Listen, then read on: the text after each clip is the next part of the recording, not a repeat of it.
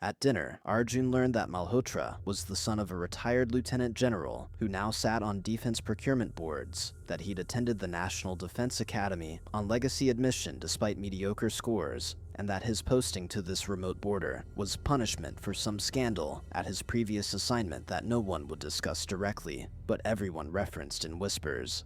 He was supposed to be here for 6 months, but his father got the tour extended when whatever he did before proved too embarrassing to let him return early, explained Sepoy Dinesh Kumar, a stocky soldier from Haryana who occupied the bunk next to Arjun's, and spoke with the blunt honesty of someone who'd stopped caring about consequences years ago. We're not soldiers to him, we're props in his exile, and the faster you understand that, the fewer times he'll make your life miserable for entertainment.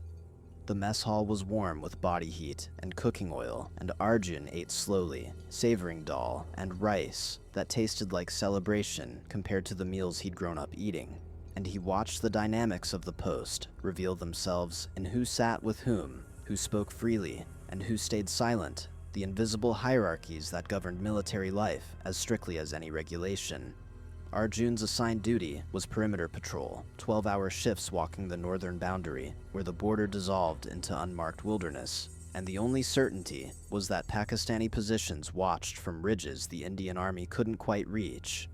And he approached the work with the same meticulous attention he brought to everything, memorizing terrain features, noting animal tracks in the snow, learning the patterns of wind and weather that could mean the difference between safe passage and disaster. He found a stray dog during his third patrol, a half-starved mongrel with matted fur and ribs showing like xylophone keys, and despite regulations against keeping animals at the post, Arjun began sharing portions of his meals with the creature, watching it slowly gain strength and trust until it followed him on patrol like an unofficial second guard. He named her Rani, Queen, because she carried herself with dignity despite her circumstances, and the other soldiers laughed at his attachment to the dog, but none of them reported the violation, because there was something about Arjun's quiet kindness that made even hardened men reluctant to destroy small mercies in a place where mercy was rare as summer warmth.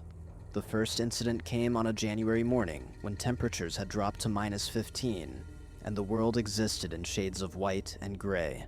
And Arjun was completing a perimeter check near the waste disposal area when he noticed that someone had left 3 full garbage bags outside the reinforced storage bunker. The smell already attracting ravens, whose black wings cut shapes against the snow. Protocol required all organic waste to be stored in bear-proof containers until it could be burned or transported down the mountain, and leaving bags exposed was a violation serious enough to warrant disciplinary action because it invited wildlife into areas where human and animal interaction could turn deadly for both parties. Arjun dragged the bags into the bunker himself, noting they contained kitchen waste from the officers' mess, and he filed a report with Subedar Major Singh detailing the violation and recommending additional training on wildlife protocols.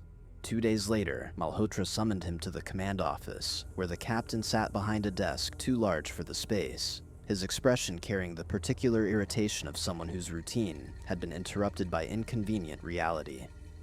"Sepoy Thapa, I understand you've been filing reports about garbage management," Malhotra said, his tone suggesting that waste disposal ranks somewhere below, which shade of nail polish to choose on his hierarchy of concerns. And Arjun stood at attention, spine straight, meeting the captain's gaze with respectful steadiness. "Yes, sir. Improper waste storage creates dangerous conditions. The protocols exist for documented reasons, and 3 bags of exposed organic material could attract bears or leopards into the perimeter," Arjun replied, his voice level and professional, stating facts rather than accusations. Malhotra leaned back in his chair, studying Arjun with the kind of assessment a predator gives potential prey, calculating threat levels and determining appropriate responses, and his smile, when it came, carried no warmth whatsoever. "You're the son of that Havildar who died in the avalanche, aren't you? The one who everyone says was so brave and honorable," Malhotra said, making the words sound like insults rather than praise. And Arjun felt something cold settle in his stomach that had nothing to do with the mountain air, seeping through gaps in the walls. "My father served with honor, sir, yes," Arjun responded, maintaining his at-attention posture even as he sensed the conversation shifting into dangerous territory where rank could be weaponized and complaints could be reframed as insubordination. Well, your father isn't here to protect you, and neither are whatever idealistic notions about duty you carried up this mountain. Malhotra continued, standing now and walking around the desk to stand uncomfortably close, invading the personal space that military protocol was supposed to preserve.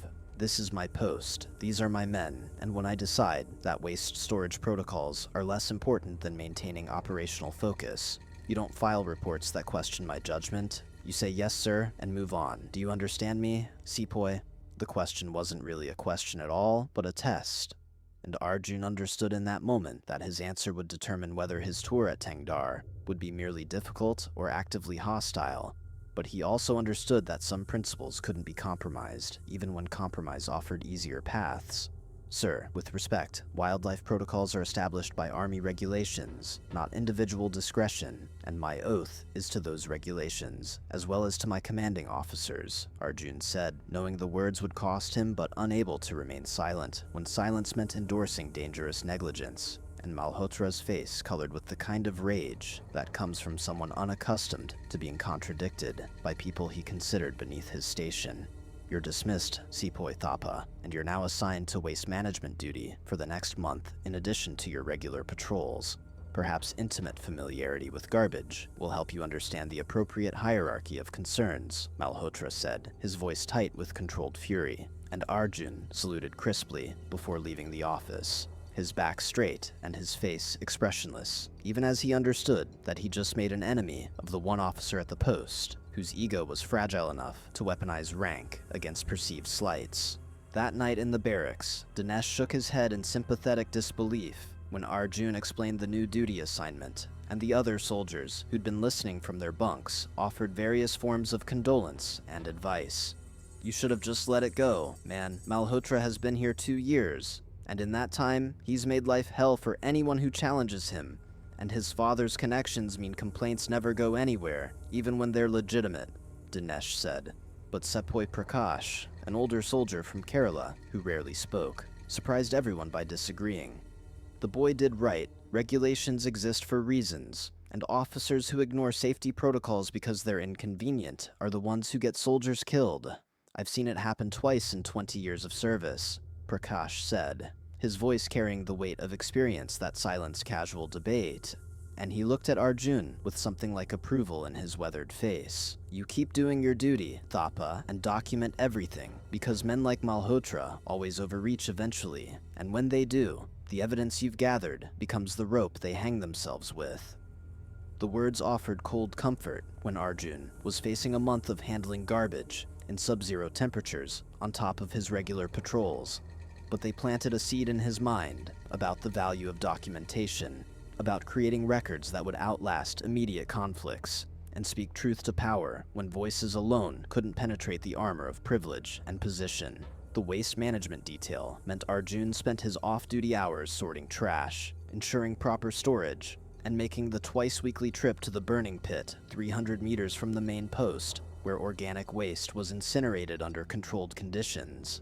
And he approached the work with the same meticulous care he brought to everything, turning punishment into an opportunity to perfect protocols that others treated carelessly. He noticed that the officers' mess continued to generate improperly sorted waste, mixing organic material with plastics and metals in ways that violated both environmental and safety regulations, and he began photographing the violations using his old phone's camera, creating a private archive of negligence that he stored on a memory card hidden inside his father's broken watch. Subedar Major Singh watched this process with quiet approval, occasionally offering advice about documentation standards or suggesting additional areas to monitor.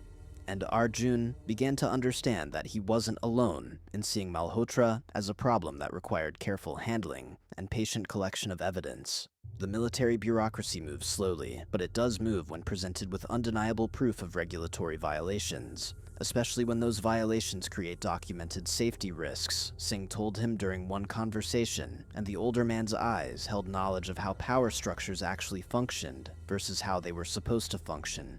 You keep being the soldier your father would be proud of, and let me worry about when and how to deploy the evidence you're gathering.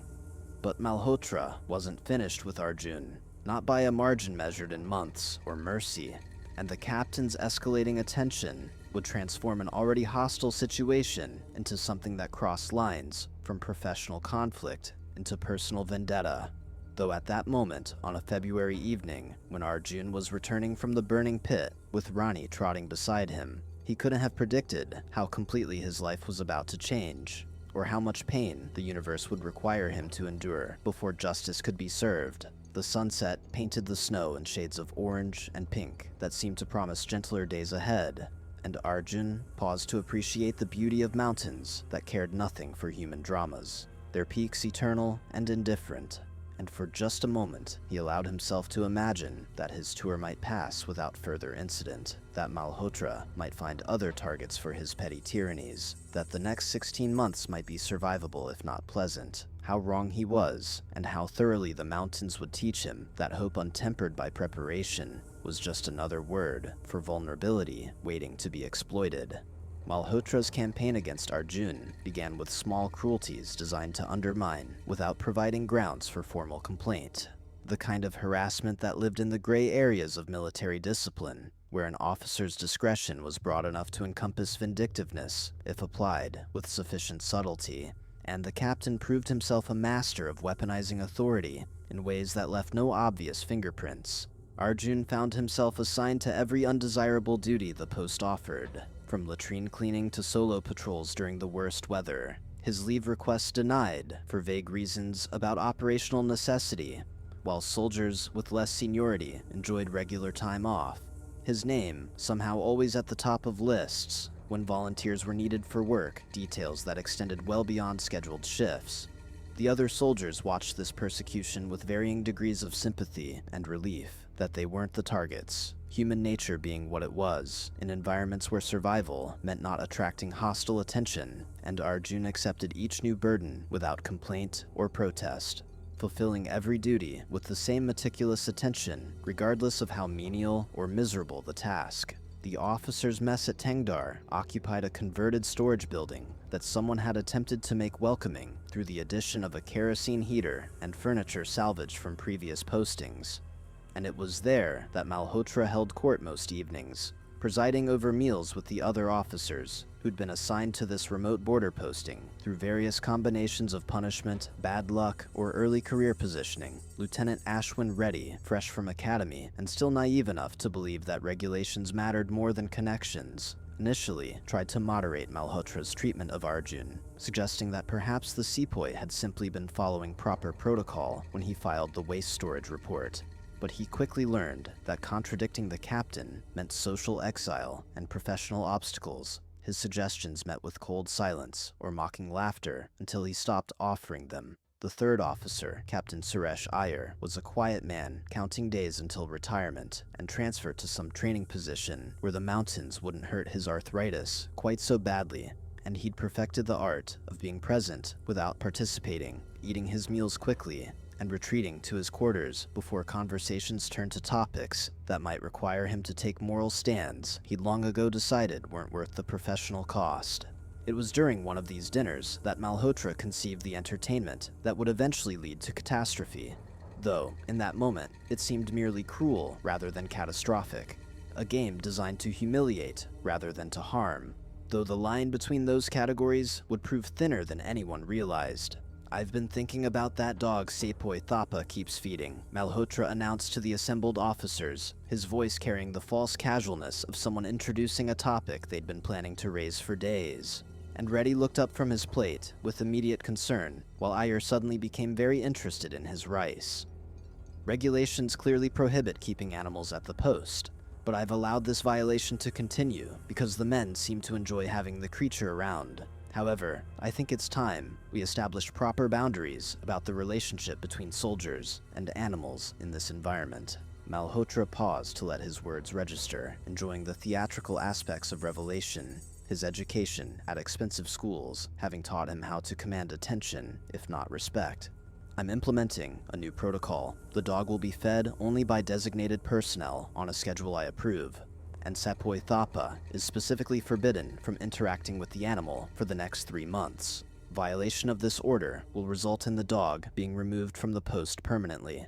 The announcement was delivered as policy, but functioned as pure spite, removing the one small source of comfort Arjun had found in his difficult posting, and Reddy opened his mouth to protest before catching Iyer's warning look and closing it again, the young lieutenant learning in real time how complicity functioned in institutions that valued hierarchy over humanity.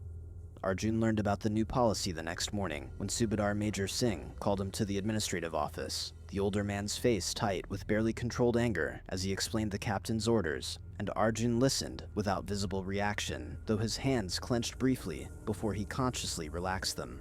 This is punitive and arbitrary, everyone knows it, but orders are orders, even when they're motivated by personal vendetta, Singh said, and his frustration came through despite professional training in maintaining neutral demeanor. I'm documenting this in my personal logs, and I'm adding it to the file we're building.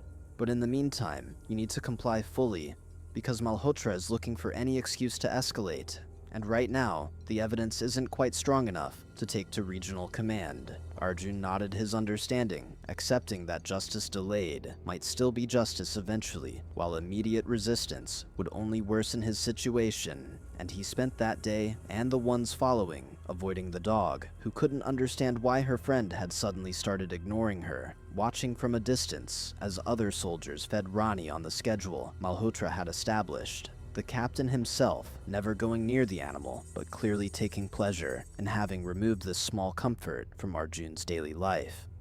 The weather turned savage in March, blizzards that reduced visibility to arm's length and made patrol duty an exercise in survival rather than security, and Arjun drew more than his share of shifts during the worst conditions, because Malhotra had discovered that assigning him to dangerous duty provided plausible deniability for what was essentially targeted harassment. After all, someone had to maintain perimeter security regardless of weather, and if that someone happened to be the soldier the captain disliked, then perhaps it was just unfortunate coincidence rather than deliberate malice. Arjun returned from these patrols with frostbite threatening his fingers and toes, his face windburned raw. His body temperature dropped to levels that required careful rewarming to avoid shock. And still, he filed his reports with precise detail, noting every irregularity or concern, maintaining standards even when those standards seemed pointless in an environment where might made right and rank trumped regulation. It was during one of these blizzard patrols that Arjun encountered the moon bear for the first time, though he didn't realize the significance of the meeting then, didn't understand that he was looking at the instrument of justice, that the universe was slowly moving into position like a chess piece, whose importance wouldn't become clear until Endgame arrived. He was checking the waste storage bunker, ensuring that wind hadn't damaged the reinforced door when movement caught his peripheral vision, and he turned to see a massive shape materialize from the swirling snow, and his training took over before conscious thought could interfere.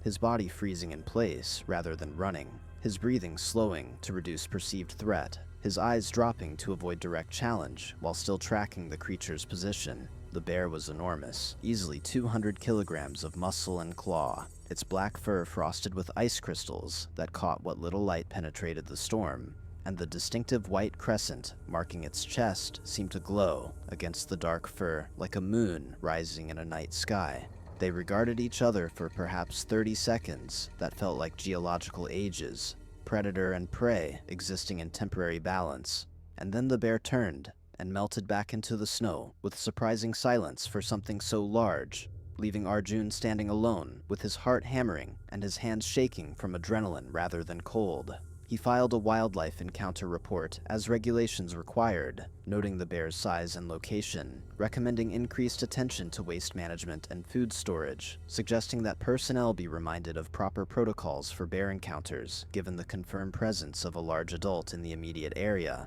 And his report went into the official files, where it was reviewed by Subedar Major Singh and then by Captain Malhotra, who read it with growing irritation because the sepoy couldn't seem to stop finding ways to imply that the captain's casual approach to wildlife protocols was dangerous and irresponsible.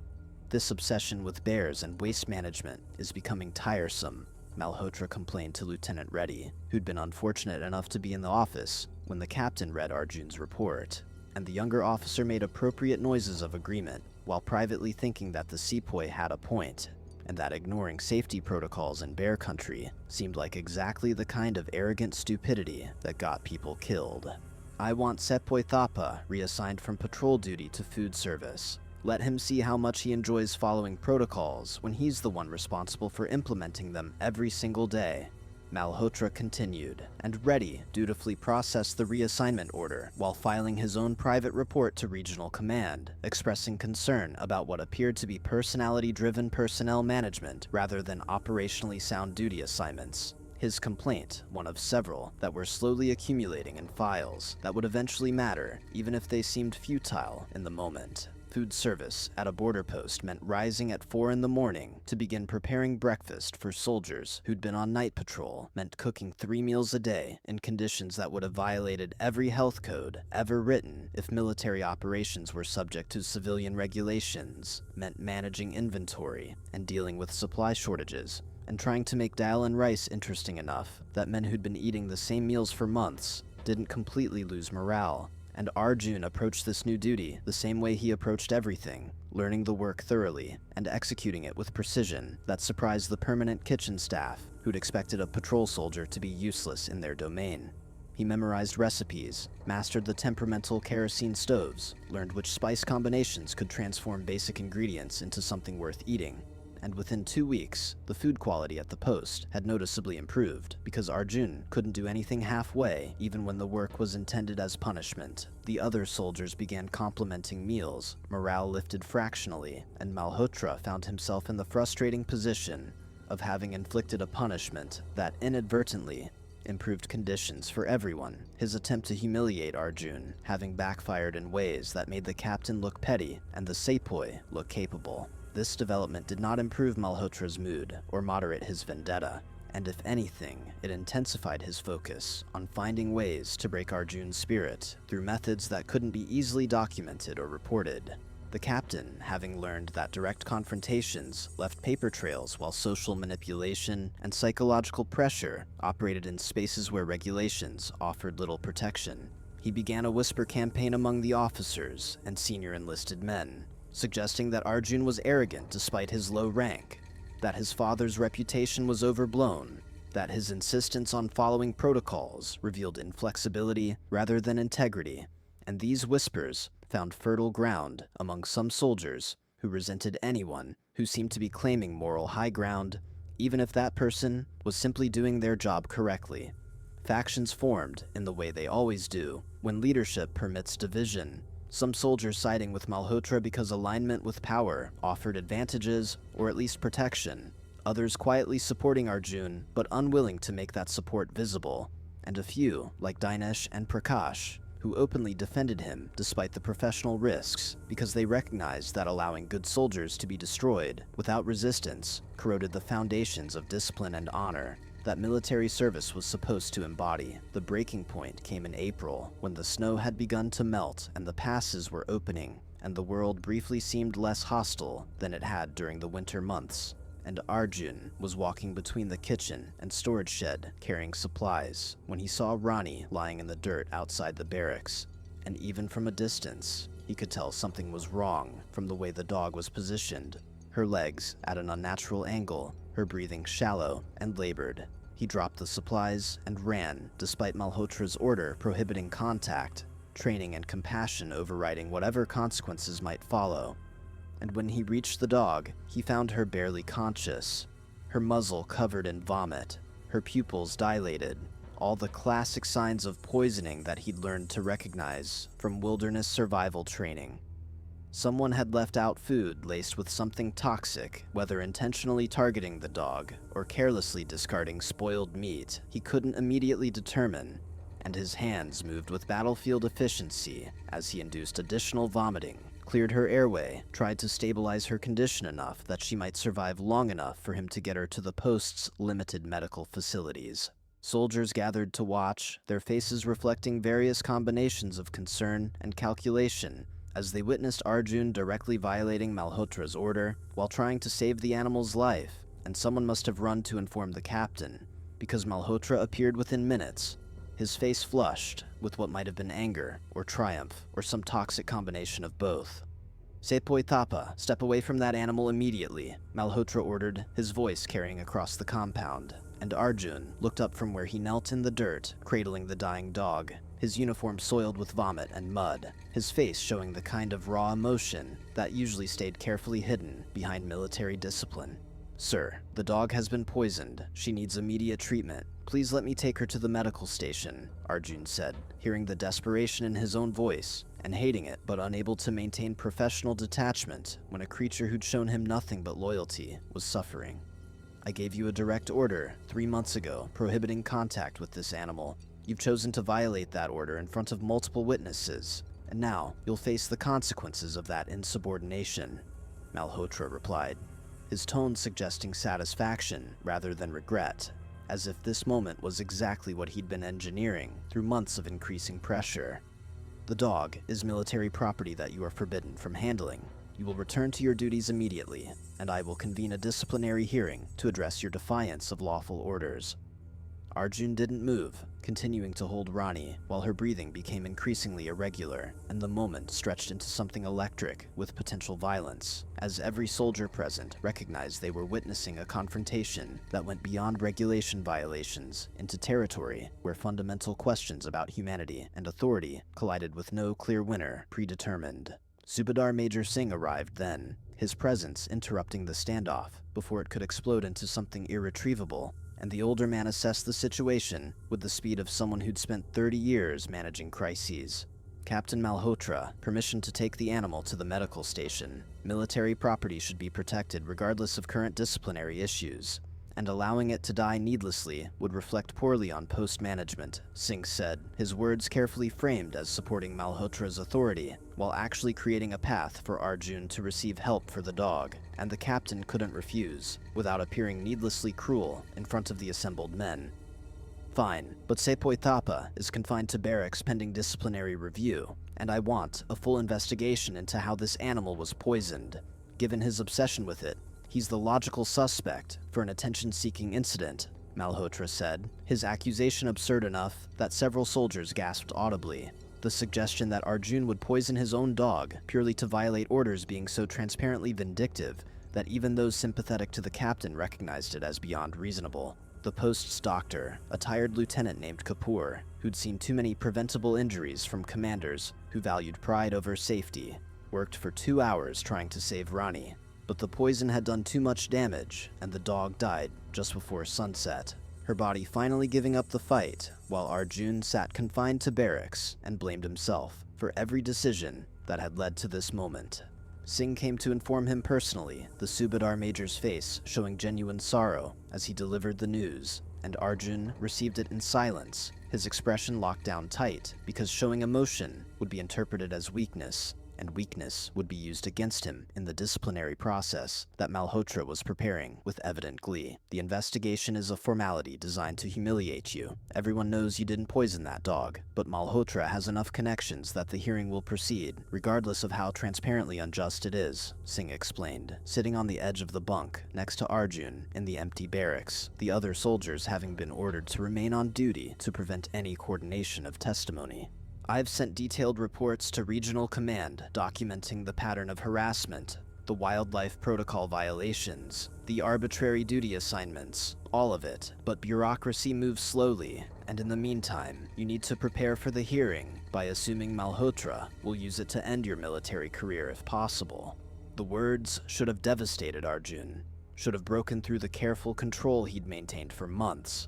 But instead, they crystallized something that had been forming slowly throughout his posting. A recognition that honor sometimes required enduring injustice with patience while building the case that would eventually bring justice, even if that justice came too late for some of its victims. The disciplinary hearing was scheduled for the following week, giving Malhotra time to prepare his case, and Arjun time to gather what defense he could from soldiers who were willing to testify, despite the risks of opposing an officer with powerful connections. And those days passed with surreal slowness, time measured in heartbeats and breaths rather than hours. The weight of uncertainty pressing down on everything like the atmospheric pressure before mountain storms. Arjun used the time to organize his documentation, the photographs of waste violations, the copies of reports that had been filed and ignored, the testimony statements from Dinesh and Prakash, and 3 other soldiers who'd witnessed various incidents. and were willing to sign their names despite knowing that signatures made them targets. And he understood that he was building a case, not just for this hearing, but for something larger, creating a record that would eventually expose systems that protected men like Malhotra while destroying men like himself.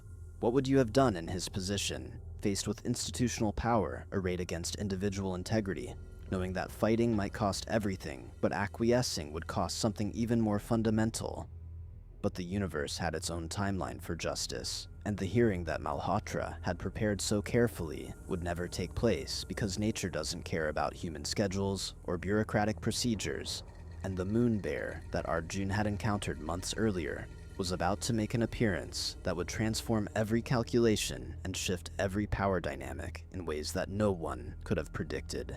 The night before the scheduled hearing, Malhotra decided to conduct a personal inspection of the waste storage area, motivated by some combination of wanting to find evidence to support his case against Arjun and genuine concern that the sepoy's obsessive documentation might have identified issues that could make the captain look negligent, and he took Lieutenant Reddy with him as a witness, the younger officer reluctant but unable to refuse what was framed as a routine inspection. Despite the unusual hour and suspicious timing, they left the main post at 2300 hours, their flashlights cutting narrow beams through darkness so complete it seemed solid. And they'd gone perhaps 200 meters when Malhotra noticed that the bunker door was standing open, the reinforced barrier that should have been secured instead, swinging slowly in the wind that came down from the peaks, carrying the scent of pine and ice and something else. Something organic and wild that should have triggered every survival instinct evolution had installed in the human brain. The bear had been drawn by the smell of improperly stored waste that someone, probably one of the kitchen staff following Malhotra's casual approach to protocols, had left in regular bags outside the bunker rather than in the reinforced containers that were specifically designed to prevent wildlife access. And the Asiatic black bear was feeding when the two officers approached, its massive head buried in torn plastic and organic material, its attention completely focused on the food source it had found in territory it likely considered its domain. Malhotra's first reaction was irritation rather than fear, his response to the situation shaped by years of privilege that had taught him the world would rearrange itself to accommodate his convenience. And he made the catastrophic decision to shout at the bear rather than backing away slowly and alerting the post to the wildlife intrusion. "Get out of here, move, go," he yelled, his voice sharp with authority that worked on subordinate humans but meant nothing to an animal that outweighed him by 80 kilograms and had no context for human rank structures. And the bear's head snapped up from its feeding, its eyes reflecting the flashlight beam in green-gold discs that held no recognition of human dominion, only the calculation of a predator deciding if this new creature represented threat or opportunity. Lieutenant Reddy understood the danger immediately, his academy training and common sense both screaming that they needed to retreat while the bear was still uncertain.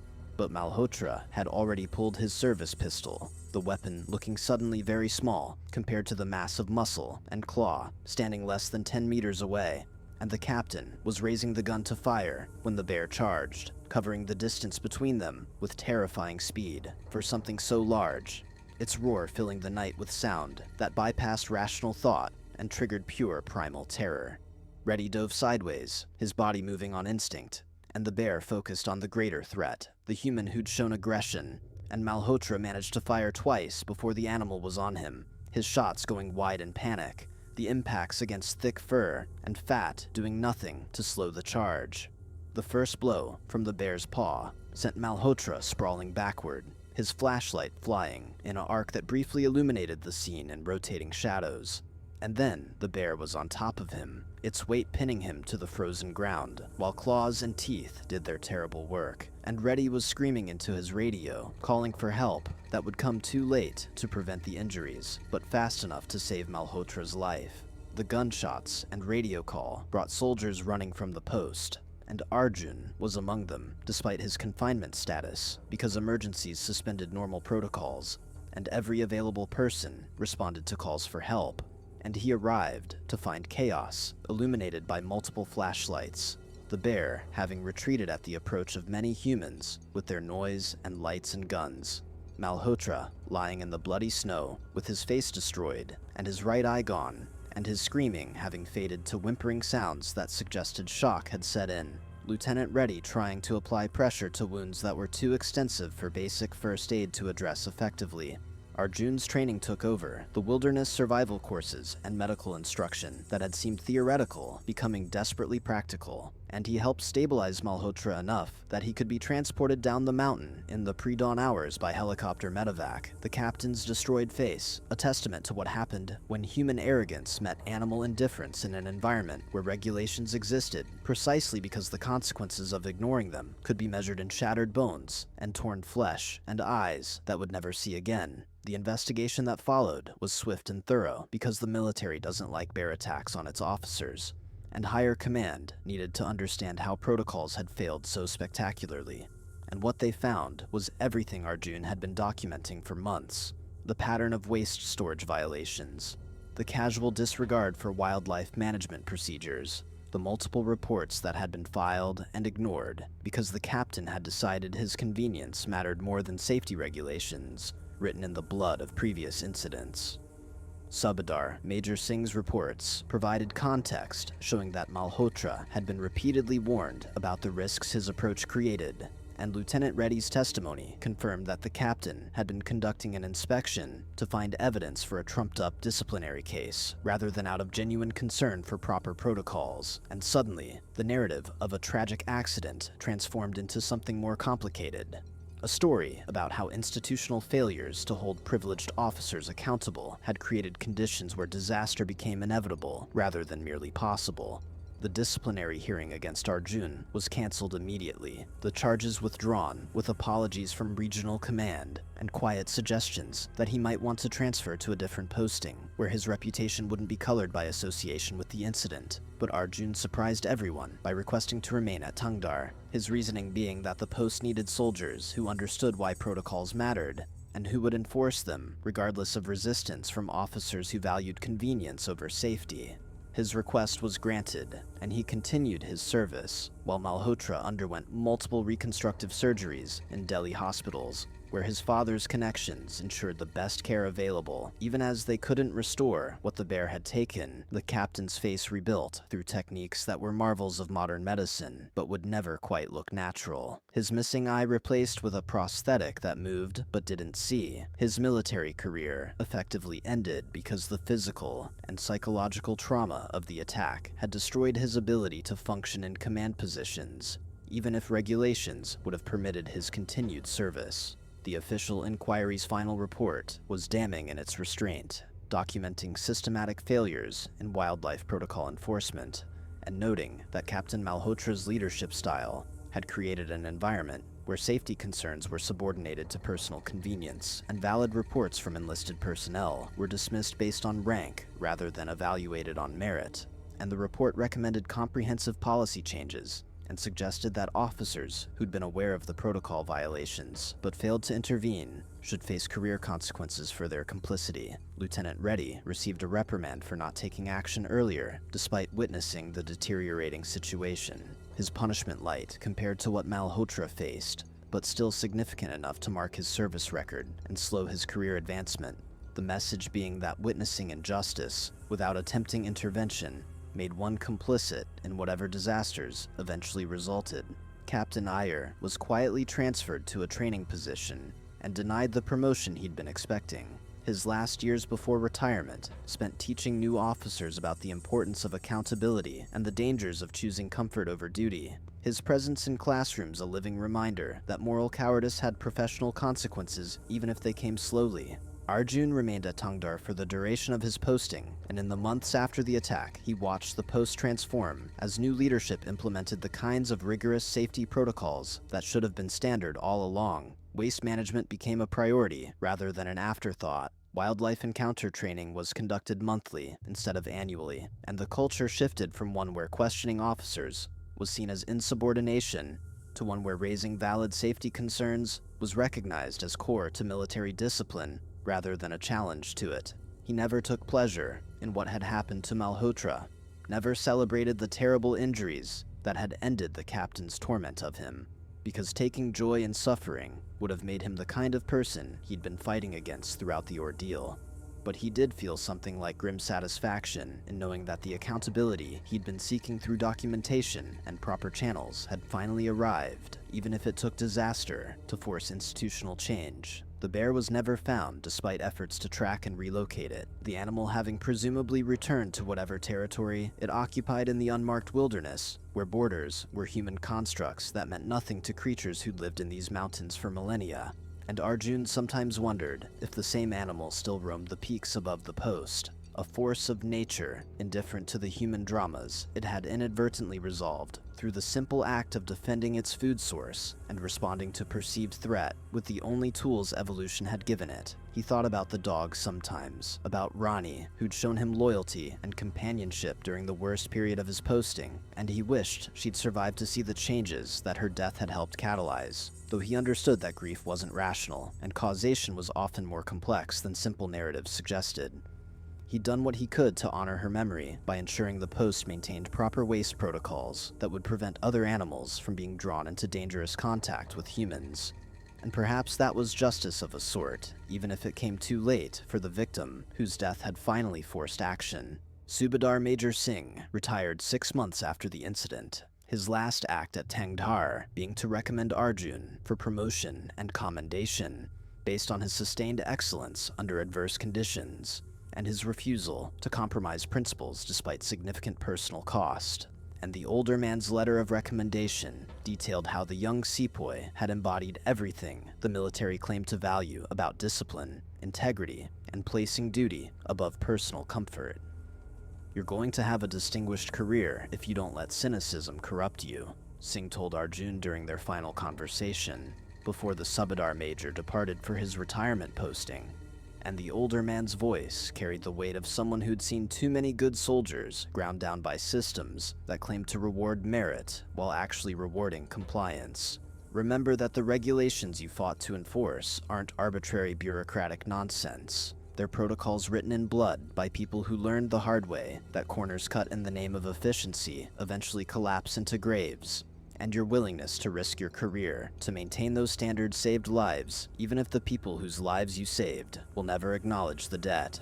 The words stayed with Arjun through the remainder of his posting and beyond. A reminder that integrity didn't require recognition to have value, that doing the right thing mattered whether or not anyone noticed or cared or rewarded the effort. Malhotra never returned to Tangdhar or to any operational posting, his medical retirement processing through the bureaucracy with the kind of speed that suggested his father's connections were being used to expedite his exit from service rather than protect his position.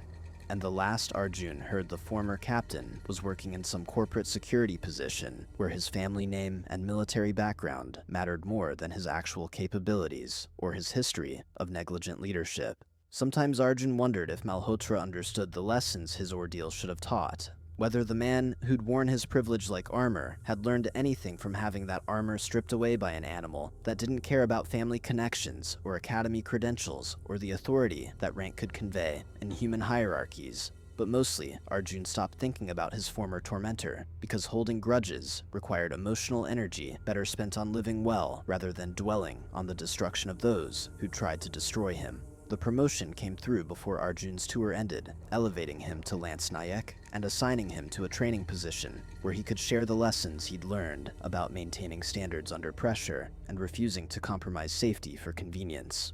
And he approached this new duty with the same meticulous attention he'd brought to everything from patrol work to kitchen service, understanding that teaching was perhaps the most important work he could do, because shaping new soldiers meant influencing the future culture of an institution that desperately needed people who valued integrity over expedience. His students responded to his instruction because he taught from experience rather than theory. His stories about what happened when protocols were ignored, carrying the authenticity of someone who'd paid the price for upholding standards and seen the cost of their violation calculated in blood, and shattered faces and careers ended through preventable disaster.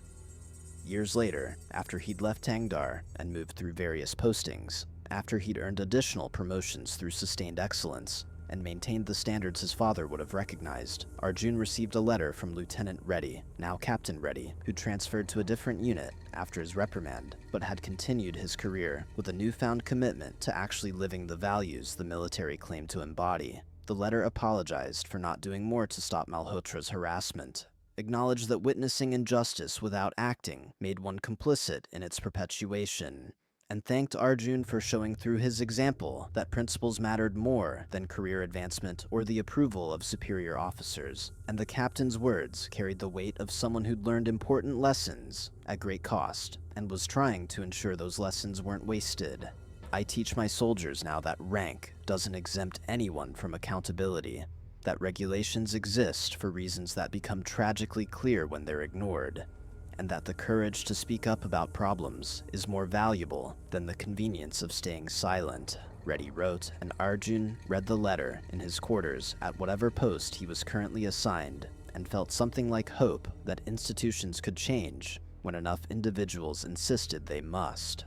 The story of what happened at Tangdar spread through the military in the way significant incidents do, distorted by retelling but carrying core truths about the importance of accountability and the dangers of allowing privilege to override safety protocols. And soldiers in remote postings throughout the border regions began insisting on proper waste management and wildlife protocols, because everyone had heard about the captain who'd lost his face to a bear after ignoring the very regulations designed to prevent such encounters. The narrative was simplified in the telling, transformed into a cautionary tale about pride and negligence. But the essential message survived the simplification because some lessons are too important to be lost, even when the details become fuzzy with distance and time. And Arjun occasionally heard versions of the story from soldiers who didn't realize they were talking to one of the central figures in the events they were describing, and he never corrected their misconceptions or revealed his identity because the story mattered more than his ego. And teaching through narrative was more effective than lecturing through facts. His mother visited him once at his new posting, making the long journey from Darjeeling with the careful planning of someone who rarely traveled and couldn't afford mistakes. And she was older now, her hair gray, and her hands showing the permanent tremor that came from decades of repetitive work in the tea processing plant. But her eyes held the same fierce pride they'd shown when he'd left for military service years before. "Your father would be proud of you," she said simply, sitting in the visiting area while Arjun served her tea. He'd made himself using the techniques he'd learned during his kitchen service at Tangdar. And the words meant more than any commendation or promotion because his mother understood sacrifice and integrity in ways that came from living them rather than theorizing about them. "You kept your honor when it would have been easier to bend, and honor is the only inheritance that matters, the only thing that can't be taken away unless you give it up willingly." They talked for hours about everything and nothing, about his work and her life and the nephew who was considering military service himself. And when she left, Arjun felt the kind of contentment that comes from knowing you've lived in ways that honor those who came before, while setting examples for those who'll come after.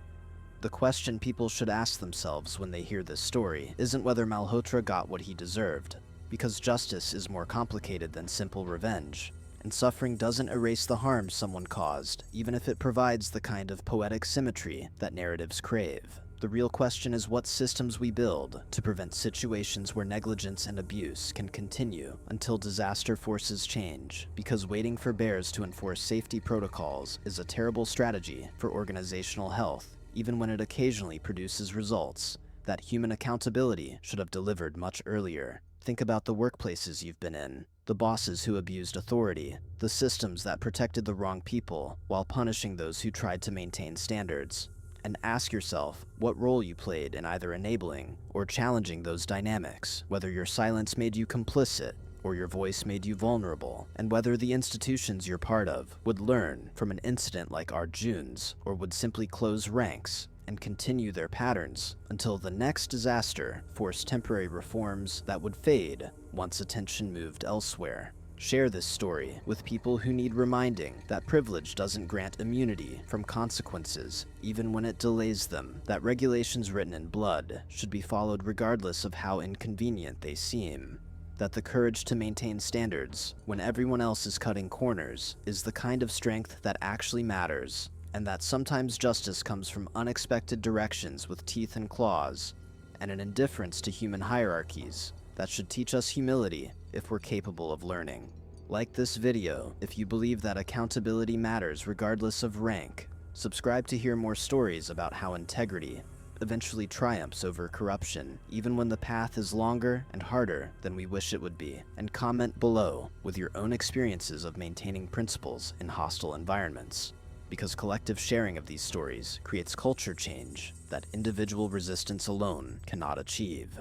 The mountains above Tengdar still stand indifferent to human drama, their peaks eternal and unconcerned with the brief flickers of lives lived in their shadow. And somewhere in that wilderness, the moon bear that changed everything continues its existence, hunting and feeding and surviving according to rhythms that predate human civilization and will persist long after our institutions have crumbled. And perhaps there's a lesson in that about the difference between temporary power and enduring principles, about how nature eventually corrects imbalances that human systems tolerate, and about the kind of strength that doesn't require approval or recognition to matter. Remember that the next time someone tells you to compromise your standards for convenience or career advancement, remember the soldier who refused to bend, and the bear that enforced the very protocols that might have prevented their encounter, and choose the path that lets you sleep at night, even if it makes your days harder, because honor is the only thing you truly own, and the only thing that can't be taken from you unless you trade it away for temporary advantages that will feel hollow when you're old enough to understand what you sold. The afternoon passed with Thomas working in a kind of meditative focus, trying not to think about the morning's encounter or the radio call, trying to lose himself in the physical labor that had always been his refuge from life's complications. But his mind kept returning to Marcus Thornton's words,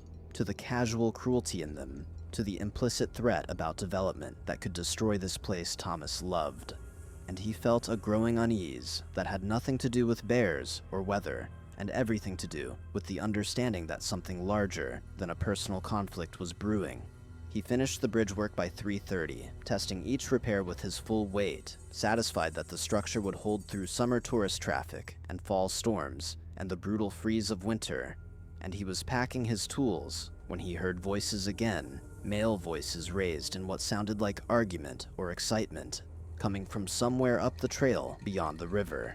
Thomas's first instinct was to continue packing, to mind his own business and head back to his truck. But his second instinct, the one his mother had cultivated with stories about responsibility and community, made him pause to listen more carefully. One voice he recognized as Marcus Thornton, angry and demanding, and the other was Bryce, higher pitched with what sounded like genuine fear. And then Thomas heard a third sound that made his blood run cold, a sound every person who spent time in grisly country learned to respect and fear. The huffing cough of an agitated bear, followed by the sound of jaws popping, warning signals that meant an animal felt threatened and was preparing to defend itself, or cubs, or food. Thomas grabbed his pack and started up the trail at a jog, his knees protesting, but his body responding to urgency with practiced efficiency, and he was keying his radio to call Sarah when he rounded a bend and saw the scene that would change everything. Marcus Thornton was maybe 30 yards from a grizzly sow, a massive blonde-colored bear that Thomas recognized from previous sightings as one of the resident animals known to rangers as number 412, a female who'd successfully raised cubs for 4 years running and was considered habituated but not aggressive unless provoked. The problem was that Marcus had apparently decided to photograph her from what he considered a safe distance, his phone held up in front of his face like a shield, while Bryce hung back near a cluster of alders looking ready to bolt. The sow was standing on her hind legs, not attacking, but clearly assessing threat, her cubs behind her in the berry bushes where they'd been feeding before these idiots had stumbled into their space. Thomas could read the situation in a glance, years of experience letting him understand the danger level and the proper response, and he called out in a voice that was firm but not panicked, using the tone he'd learned from his mother and refined through countless wildlife encounters. "Stop moving, both of you. Freeze where you are. Don't run. Don't make sudden movements. Just stand still." Marcus jerked at the sound of Thomas's voice, turning partially toward him, and that movement made the sow drop to all fours with a growl that came from deep in her chest. "I'm getting the shot," Marcus said, his voice tight with adrenaline-fueled bravado. "This is incredible footage, worth its weight in social media gold." Thomas moved slowly into a position where he could see both the men and the bear, his hand already pulling the bear spray from its holster, thumbing the safety off because this situation was seconds from going catastrophically wrong. "Put the phone down slowly," Thomas said, keeping his voice calm despite his racing heart. "Back away at an angle, don't look directly at her, make yourself small. The cubs are behind her, and she's protecting them. This isn't a game." "I know what I'm doing," Marcus snapped, but his voice wavered now because the bear had started moving toward him, not charging, but walking with clear intent, closing the distance between them with the terrifying speed that grizzlies could achieve despite their bulk. "I've been on safari in Tanzania. I've photographed lions. I'm not afraid of some oversized raccoon." The disconnect between Marcus's words and reality would have been funny if it weren't so dangerous, and Thomas felt his training kick in, the mental calculations running automatically. The bear was 20 yards from Marcus now, still in warning mode, but escalating toward a bluff charge or worse. The cubs were vulnerable, and the sow would do anything to protect them, and Marcus was too stupid or too arrogant to understand that his life was balanced on a knife edge of animal instinct and maternal fury. Thomas saw Bryce take a step backward, then another, moving with the right instincts, even if he lacked the knowledge to do it properly, but Marcus stood frozen between pride and fear. His phone still raised like it could somehow protect him from 600 pounds of apex predator. "Marcus, move now," Thomas said, his voice harder, command clear in every syllable. "Back toward me, slowly, don't run. I'm going to get between you and the bear if she charges." But instead of listening, instead of accepting help from someone who actually knew what they were doing, Marcus did the worst possible thing. He stepped forward, trying to get a closer shot, and the sow read that movement as aggression toward her cubs. She charged, a bluff at first, a warning that should have sent any reasonable person scrambling for distance. And Thomas didn't hesitate. He moved forward rather than back, putting himself between Marcus and the charging bear, bringing the bear spray up in a two-handed grip and waiting for the range to close, because the spray only had about 20 feet of effective distance, and you had to let the bear get close enough for it to work, but not so close that it wouldn't stop the charge. Time seemed to slow, the way it always did in moments of crisis, and Thomas was aware of every detail with crystal clarity. The bear's silver-tipped fur rippling with muscle, her teeth visible in a snarl, the cubs bawling behind her, Marcus screaming something incoherent, and his own heartbeat thundering in his ears. Thomas deployed the spray at 15 feet, a sustained burst that caught the sow full in the face, and she veered off with a roar that shook the air, shaking her massive head, pawing at her eyes, the oleoresin capsicum doing its job without causing permanent harm. Thomas kept the spray ready, backing toward Marcus, while keeping his eyes on the bear, watching as she retreated to her cubs, still agitated, but no longer focused on attacking, more concerned with gathering her young and removing them from the threat these strange humans represented. "Move," Thomas said to Marcus, his voice flat with controlled adrenaline. "Back to the trail, now, slowly. Bryce, start walking toward the parking lot. Keep moving, don't stop until you're at your vehicle." For once, Marcus didn't argue, his face pale beneath his tan, his expensive phone hanging forgotten in his hand, and the three men backed away from the encounter, maintaining their vigilance until the bears disappeared into the thick brush, the sows huffing complaints fading into distance. They walked in silence for the first quarter mile, Thomas leading, setting a pace that was quick enough to put distance between them and the bears, but not so fast as to trigger a pursuit response if the sow was still watching. His hands were steady despite the adrenaline crash he knew would come later, his mind already composing the incident report he'd have to file, documenting everything, because that's what responsible volunteers did. That's how you protected both humans and wildlife from future conflicts. It wasn't until they reached the river bridge, the parking lot visible beyond, that Marcus seemed to regain his composure, and with it, his characteristic arrogance. "That was unnecessary," he said, his voice defensive. "I had the situation under control. The bear wasn't going to attack, it was just posturing. You overreacted, and probably traumatized that animal for no reason." Thomas stopped walking and turned to face Marcus, and there must have been something in his expression that made even Thornton pause, because the younger man took an involuntary step backward. "You almost died," Thomas said quietly. "That bear was defending her cubs, and she would have mauled you, possibly killed you, and it would have been your fault."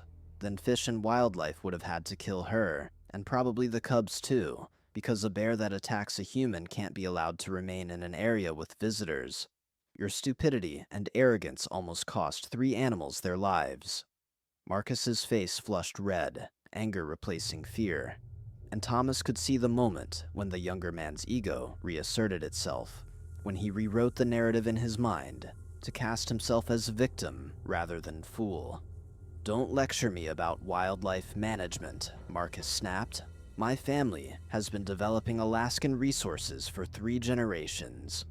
We employ more wildlife biologists than the entire Park Service. I know more about bears than some washed-up manual laborer playing dress-up in a volunteer vest."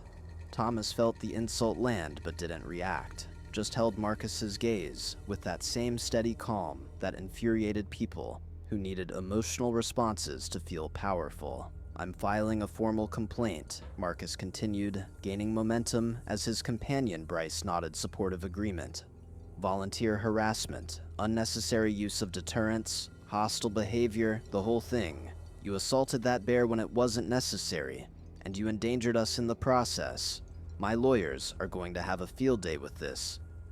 Thomas let him talk, let him spin his fiction, and when Marcus finally ran out of steam, Thomas simply said, "I have everything on body camera," and felt a small satisfaction at the way Marcus's face shifted through several emotions before settling on calculating anger. It was a lie. Thomas didn't have a body camera because the park couldn't afford to provide them to volunteers. But Marcus didn't know that, and the seed of doubt was worth planting. The 3 men walked the remaining distance to the parking area without speaking, and Thomas waited while Marcus and Bryce got into their Range Rover, watching them drive away too fast on the narrow park road, kicking up dust and gravel.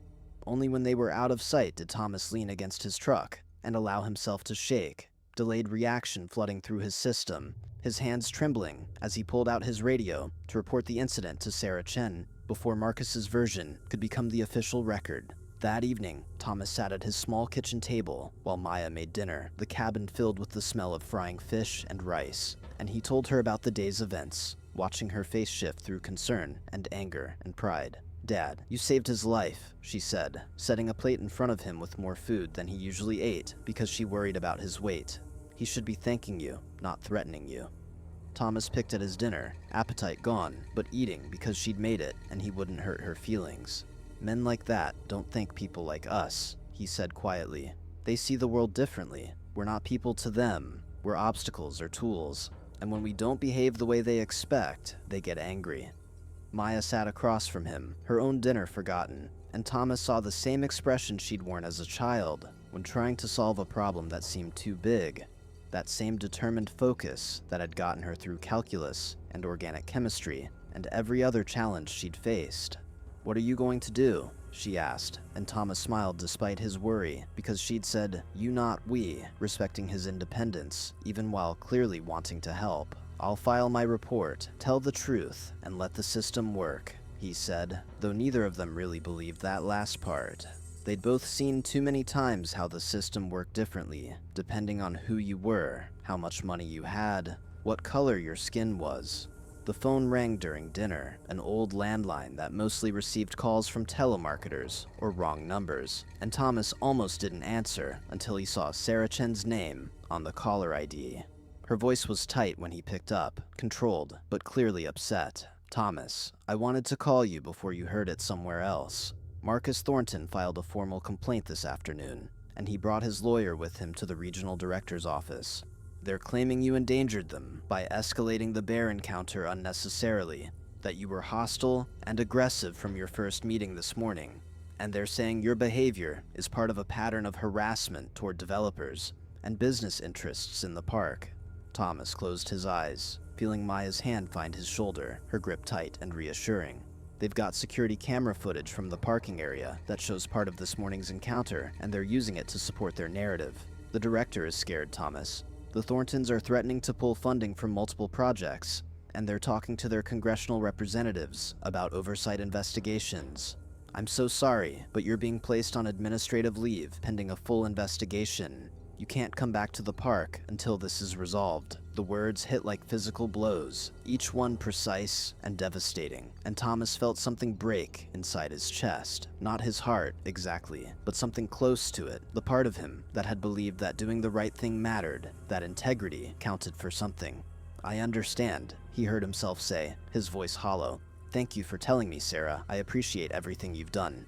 He hung up before she could respond, before he had to hear her sympathy or her impotent anger, and he sat there at the table while his dinner grew cold, and Maya stood behind him with her hands on his shoulders, neither of them speaking because what was there to say? Outside the window, the Alaska sun hung low in the sky, midnight still hours away, in the endless spring light, and Thomas thought about his mother's stories, about trickster figures and sacred rules, and the way the world was supposed to be versus the way it actually was. And he wondered when he'd become so naive as to believe that truth mattered more than power. The investigation took 3 weeks, 3 weeks during which Thomas stayed away from the park, from the trails he'd maintained, from the work that had given his retirement meaning and purpose. He kept busy with odd jobs around Healy, helping neighbors with repairs they couldn't afford to hire professionals for, working in Maya's community garden when she was at class. Anything to fill the hours and keep his hands occupied while his mind churned through everything that had happened. Sarah called with updates when she could, her voice increasingly frustrated as she described how Marcus Thornton's lawyers had turned a simple bear encounter into a complex narrative of volunteer misconduct and Park Service negligence. They'd brought in their own wildlife experts, who claimed Thomas had used excessive force in deploying bear spray, that the sow's charge had been merely investigative rather than aggressive, that proper protocols would have been to retreat rather than intervene. Never mind that retreating would have meant abandoning Marcus to his own stupidity. Never mind that every ranger and experienced backcountry user agreed that Thomas had done everything right. The lawyers twisted facts until truth became unrecognizable. What Thomas didn't know, what he couldn't have known because he wasn't privy to the private meetings and backroom conversations, was that Marcus Thornton's interest in Denali wasn't casual or coincidental. The Thornton Development Corporation had been quietly buying up private inholdings and indigenous land claims around the park for 2 years, assembling a patchwork of property rights that could, with the right political pressure and regulatory reinterpretation, allow for a major resort development on the park's boundary. The plan was ambitious, bordering on audacious, a complex of luxury lodges, helicopter tour operations, and exclusive wilderness experiences that would cater to ultra-wealthy clients willing to pay premium prices for curated Alaska experiences. Marcus had been handling the advance work, doing environmental assessments and wildlife surveys, documenting everything the lawyers would need to argue that the development wouldn't impact park resources or protected species. The encounter with the grizzly had derailed those plans temporarily, drawing attention to areas Marcus needed to survey privately, and worse, it had made him look foolish and reckless, 2 things his father, James Thornton, would not tolerate from the heir apparent to the family business empire. So Marcus had done what Thorntons always did when faced with obstacles. He'd weaponized his resources against the source of his embarrassment. The complaint against Thomas was just the opening move in a larger strategy, to discredit park volunteers and rangers who might resist development, to establish a narrative of incompetence and mismanagement that could be used later to argue for private sector involvement in park operations.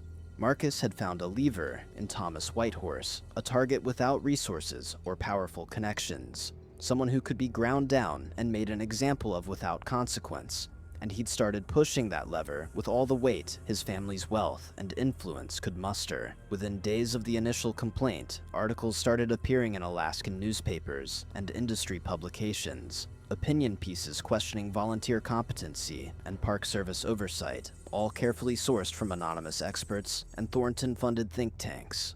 Conservative talk radio picked up the story, framing it as another example of government overreach and anti-business bias.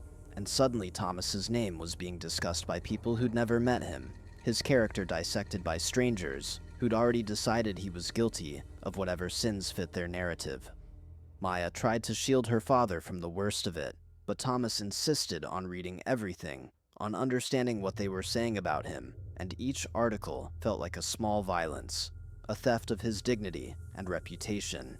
They called him untrained, reckless, hostile to legitimate commerce, and in the comment sections beneath articles, where anonymity freed people to say their cruelest thoughts, the racism came through clearly. Comments about woke diversity hires, and questions about his citizenship status, and suggestions that people like him didn't understand American values. Thomas had lived his entire life with background radiation of prejudice, that constant low-level awareness that some people would always see his skin color before his character, but having it focused and amplified, hurt in ways he hadn't expected, made him feel exposed and diminished. Maya raged on his behalf, wanted to fight back, to hire lawyers of their own, to go to media and tell their side. But Thomas knew they couldn't win that fight. That engaging would only feed the machine grinding him down. So he stayed quiet and waited for the investigation to conclude, and tried not to let the bitterness take root in his heart. The investigation's conclusion came not through official channels, but through a phone call from Sarah Chen, who sounded defeated before she even spoke. "The regional director is accepting Thornton's version of events," she said without preamble. "Your volunteer status is being terminated for violation of wildlife interaction protocols and failure to maintain professional conduct with park visitors. You're not banned from the park, but you can't volunteer in any capacity, and there's a note in your file that will make it impossible to volunteer anywhere in the national park system. I'm so sorry, Thomas. I fought for you, documented everything, got statements from other rangers, but none of it mattered. They were always going to do this, and I should have realized it sooner." Thomas thanked her for trying, meant it sincerely, and hung up feeling empty rather than angry, hollowed out by the confirmation that integrity was no match for money and influence. That night, unable to sleep, Thomas sat on the small porch of his cabin and watched the stars wheel overhead, the northern sky bright with constellations his mother had taught him to name in 2 languages. He thought about quitting, about giving up, and accepting that this was just how the world worked.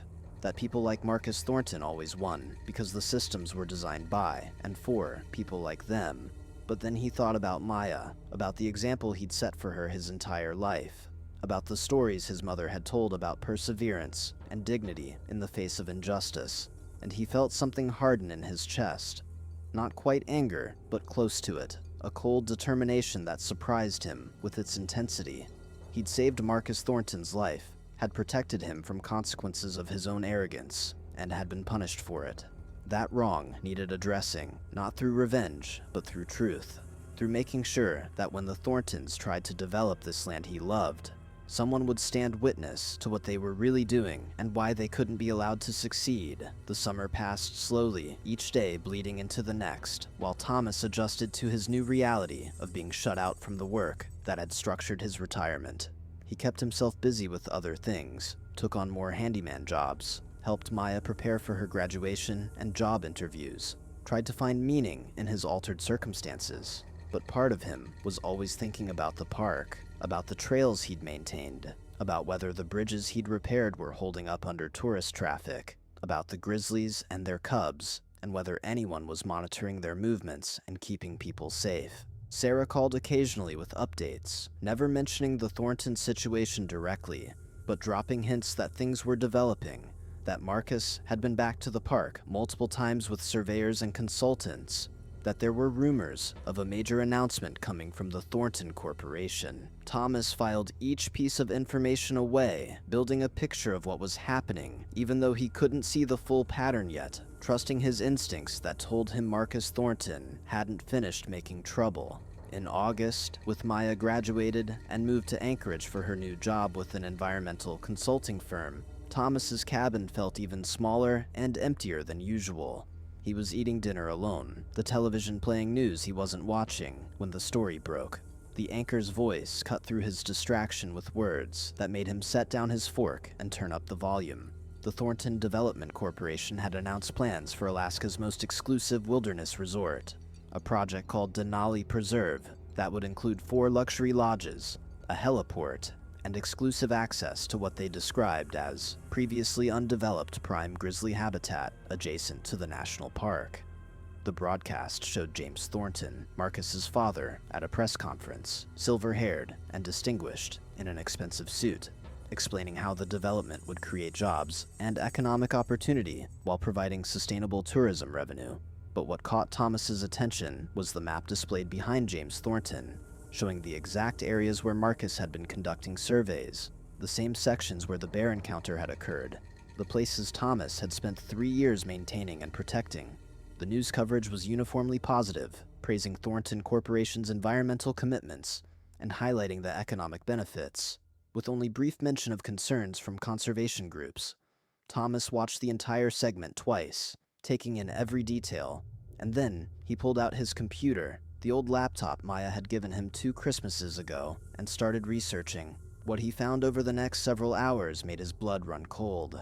The Thornton Corporation had assembled an impressive portfolio of property rights, but the keystone of their plan required federal approval for a land exchange, swapping some Thornton-owned parcels elsewhere in Alaska for specific sections of park-adjacent land that would give them the access and development rights they needed. The exchange had to be approved by the Department of Interior and would require environmental impact statements and public comment periods. But the Thorntons had apparently been greasing those wheels for months, meeting with representatives, funding supportive studies, building political support. The timeline showed that the public comment period would open in September, just weeks away, and the hearings would be held in Anchorage and Fairbanks, far from most of the park's regular users and volunteers. Thomas spent the rest of the night reading everything he could find, taking notes in the precise handwriting he'd learned in grade school, documenting connections and inconsistencies, building a picture of what the Thorntons were really planning. What became clear was that the environmental assessments were deeply flawed, relying on data that either excluded key wildlife corridors or downplayed bear activity in areas Thomas knew from personal experience were critical habitat. The reports claimed minimal impact on grizzly populations, but Thomas had seen the same areas during denning season, during spring emergence, during fall feeding when the bears packed on weight for winter, and he knew that any major development would fragment habitat and create dangerous human-wildlife conflicts. He thought about the sow and her cubs, about number 412, who'd successfully raised young for 4 years, about what would happen when helicopter traffic and lodge guests disrupted her territory, and he felt anger replacing his earlier resignation, a burning clarity about what needed to be done. The next morning, Thomas called Maya at her new office in Anchorage, catching her between meetings, and explained what he'd discovered. She listened without interrupting, and when he finished, she was quiet for a long moment before speaking. "Dad, you need to testify at the public hearings. Your experience, your knowledge of those trails and that habitat, it matters. They're counting on nobody paying attention, on rubber stamping this through, before people realize what they're approving. But if someone with your credibility speaks up..." Thomas cut her off gently, his voice sad. "I don't have credibility anymore, Maya. They made sure of that. Anything I say will be dismissed as grudge-bearing from a disgraced volunteer. Marcus Thornton made sure I can't be an effective witness," Maya argued, insisted that truth would prevail, that his testimony combined with other voices could make a difference. But Thomas knew better. He'd seen how this worked, how money could shape narratives and discredit opposition, and he understood that direct confrontation wasn't the answer. But there were other ways to fight, quieter ways, using knowledge and patience instead of righteous anger. Thomas started reaching out to other park volunteers, to rangers he'd worked with, to conservation groups and wildlife biologists, carefully sharing what he'd learned about the Thornton development plans, without making it about his personal conflict with Marcus. He sent detailed letters to environmental organizations, documenting the inaccuracies in the Thornton environmental assessments, pointing out specific areas where the reports conflicted with observable reality. He contacted media in Anchorage and Fairbanks, offering interviews not as a victim seeking vindication, but as an experienced outdoorsman concerned about habitat protection. Most of his contacts went nowhere, emails unreturned and phone calls unreturned, but a few people listened, a few journalists started asking questions, and slowly, very slowly, alternative voices began emerging in the public discourse about the Denali Preserve project. It wasn't much, wasn't nearly enough to stop a corporation with the Thorntons' resources, but it was something, and Thomas found purpose in the work even when it felt futile.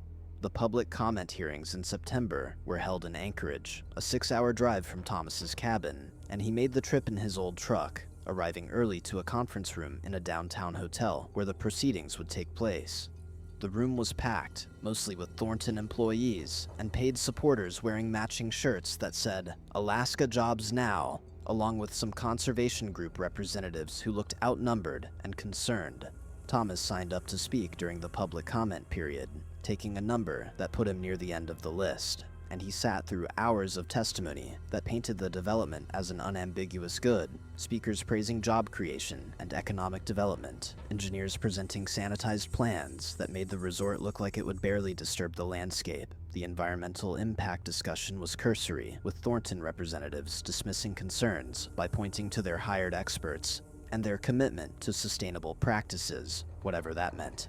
When Marcus Thornton took the podium to speak about the project's vision, Thomas felt his jaw tighten, but kept his expression neutral, watching the younger man charm the hearing officers with practiced ease, his confidence restored. His earlier humiliation in the wilderness, apparently forgotten or rewritten in his memory as a minor inconvenience. It wasn't until Marcus was leaving the podium that he noticed Thomas in the audience, and their eyes met across the crowded room. Thomas saw recognition flash in Marcus's expression, followed by something that might have been concern or possibly anger, and then Marcus leaned over to whisper something to one of his lawyers, a sharp-suited woman who immediately started typing on her phone. Thomas ignored the implicit threat, keeping his attention on the proceedings, waiting his turn to speak even as he felt eyes on him, felt the weight of being noticed by people who'd prefer he remain invisible. When his number was finally called, he walked to the podium with steady steps, his prepared statement in hand, and he began to speak in the same quiet, firm voice he'd used his entire life when saying things that needed saying. "My name is Thomas Whitehorse. I volunteered at Denali National Park for 3 years, maintaining trails and monitoring wildlife in the exact areas proposed for this development. I'm here today not to discuss my termination from volunteer service, which some of you may have heard about, but to discuss facts about the habitat and wildlife that will be impacted by this project." He proceeded methodically through his points, citing specific locations and dates, describing grisly movement patterns he'd personally observed, noting denning areas and feeding grounds that weren't mentioned in the Thornton environmental assessments. He spoke about water sources and caribou migration and the cumulative impact of human activity on wildlife behavior, backing every claim with precise detail that came from years of careful observation. He didn't raise his voice or make accusations, just presented information in a way that was harder to dismiss because it came from lived experience rather than political opposition. When his time limit was reached and the moderator tried to cut him off, Thomas simply said, "I've submitted written documentation of everything I've stated, including photographs and GPS coordinates, for your review. Thank you for your time." As Thomas stepped down from the podium, he felt rather than saw Marcus Thornton watching him, and he knew he'd made an enemy even more committed to his destruction. But he'd also done what needed doing, had spoken truth even when it cost him, and he felt his mother's spirit approving somewhere in the spaces between his heartbeats. The rest of the hearing passed in a blur, more testimony from both sides, procedural announcements and timeline reviews. And then it was over, the decision effectively already made despite the pretense of public input. Thomas drove home through the night, his old truck eating up the dark miles, and he arrived at his cabin just as dawn was breaking over the mountains, exhausted and somehow lighter, knowing he'd done everything within his power, even if it wasn't enough to stop what was coming. The fall months brought a steady drumbeat of news about the Denali Preserve project, regulatory approvals moving forward, environmental groups filing lawsuits that were quickly dismissed, the machinery of development grinding forward with the inexorable momentum that came from having unlimited resources and political connections. Thomas followed it all from his cabin, feeling increasingly helpless as the land he loved was measured and mapped and prepared for transformation. Maya called often, worried about him, suggesting he come stay with her in Anchorage for a while, get away from the constant reminder of what was happening. But Thomas couldn't imagine leaving, couldn't conceive of not being there to witness what the Thorntons were doing, even if witnessing was all he could do. He still hiked the public trails when he could, still watched the bears and caribou and the turning seasons, still maintained his own internal discipline even as external structures crumbled around him. It was October, with snow already dusting the high peaks and the aspens blazing gold in their brief glory before winter, when Thomas got a phone call from Sarah Chen that changed everything. Her voice was urgent when he answered, speaking rapidly, like she was afraid she'd lose courage if she slowed down. "Thomas, you need to hear this. I've been documenting everything, keeping notes on Marcus Thornton's activities in the park, and I found something. He's been bringing in contractors and equipment without proper permits, doing work in restricted areas, claiming it's just additional survey work, but actually starting preliminary construction. I've got photographs, timestamps, GPS coordinates of violations. But here's the thing, I can't file an official complaint without losing my job. The regional director has made it clear that we're not to interfere with the Thornton project, that any resistance will be viewed as insubordination, but you're not an employee anymore. You could blow the whistle without direct repercussions, and if this gets enough attention, if the violations are public, it might force a real review instead of the rubber stamp they're planning." Thomas listened to Sarah lay out what she'd discovered, his mind already working through implications and possibilities. And for the first time in months, he felt hope stirring beneath his resignation. "Send me everything you have," he said quietly. "I'll figure out how to use it." Over the next week, Thomas received encrypted files from Sarah, photographs showing heavy equipment in areas that required special permits, date-stamped images of tree clearing, and ground disturbance that violated temporary access agreements, documentation of repeated restricted area entries that established a pattern of intentional rule-breaking rather than innocent mistakes. Thomas studied it all carefully, building his case, reaching out to environmental lawyers and investigative journalists, constructing a package of evidence that was too substantial to ignore, even for agencies that wanted to look the other way. He knew that going public would bring retaliation, that the Thorntons would come after him with everything they had, but he also knew that silence was complicity, that sometimes the only way to fight power was to refuse to be intimidated by it.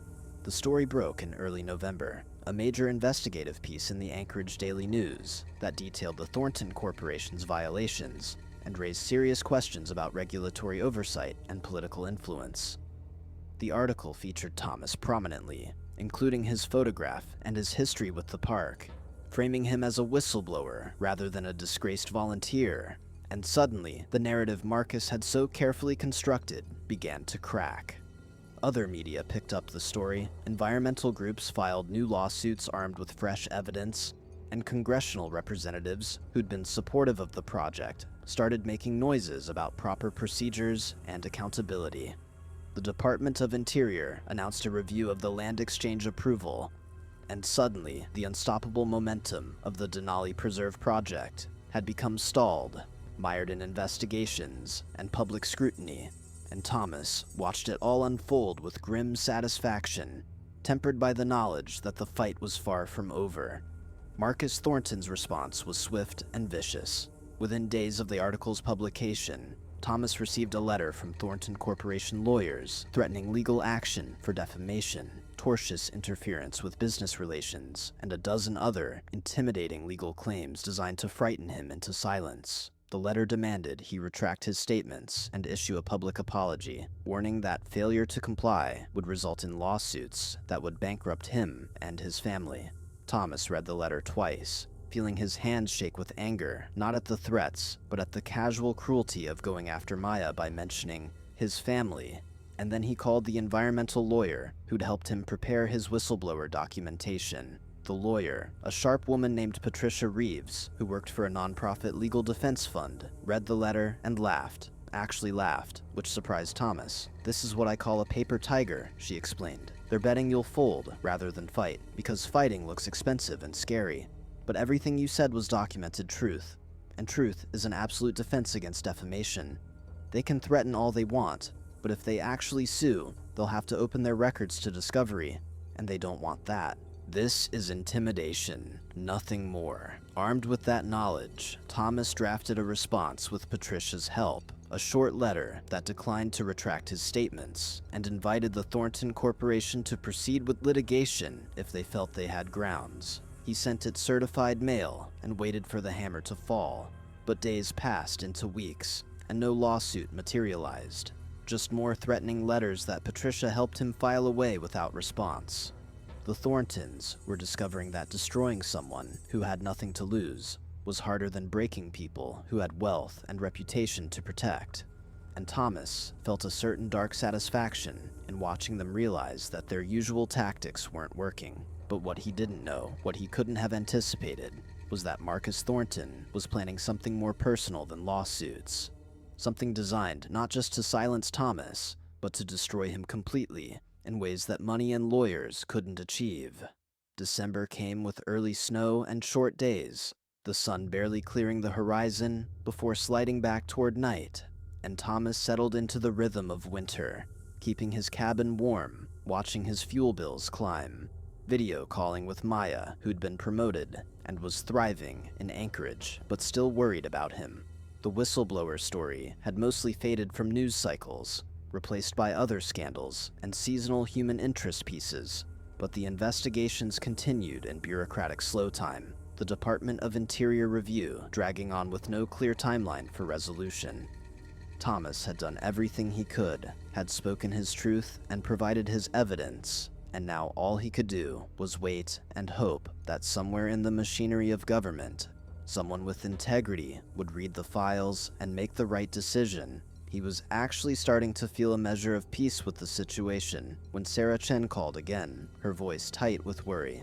"Thomas, Marcus Thornton has been back in the park, and he's been asking rangers about your usual hiking routes, where you used to work, what trails you might still use now that you're not volunteering. It feels wrong, Thomas. I don't know what he's planning, but you need to be careful." Thomas thanked her for the warning, promised to watch himself, but privately, he dismissed the concern as paranoia. What could Marcus Thornton actually do to him? The harassment had failed, the legal threats had failed, and Thomas had nothing left to take except his life, and surely not even Marcus was that unhinged. Still, Thomas found himself checking his locks more carefully at night, noting unfamiliar vehicles in Healy when he went to town for supplies, feeling a low-level unease that he couldn't quite shake. It was probably nothing, probably just the stress of the past months catching up with him, but some instinct inherited from his mother, some old knowledge about recognizing danger, kept him alert even when logic suggested there was nothing to worry about.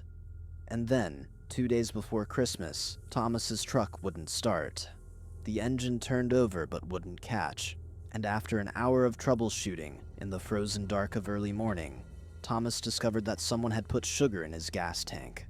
A simple act of vandalism that would require expensive repairs he couldn't really afford. He reported it to the Alaska State Troopers, who took a statement with obvious skepticism about his suggestion that it might be connected to the Thornton situation, and then he called Maya to let her know he wouldn't be able to drive to Anchorage for Christmas like they'd planned.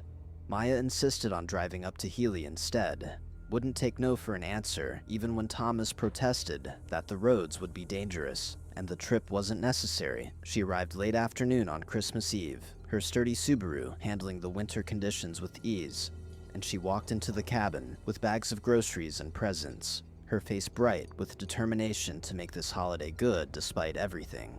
They cooked dinner together, Thomas teaching her the recipes his mother had taught him, and they ate while snow fell outside the window, covering the world in clean white silence.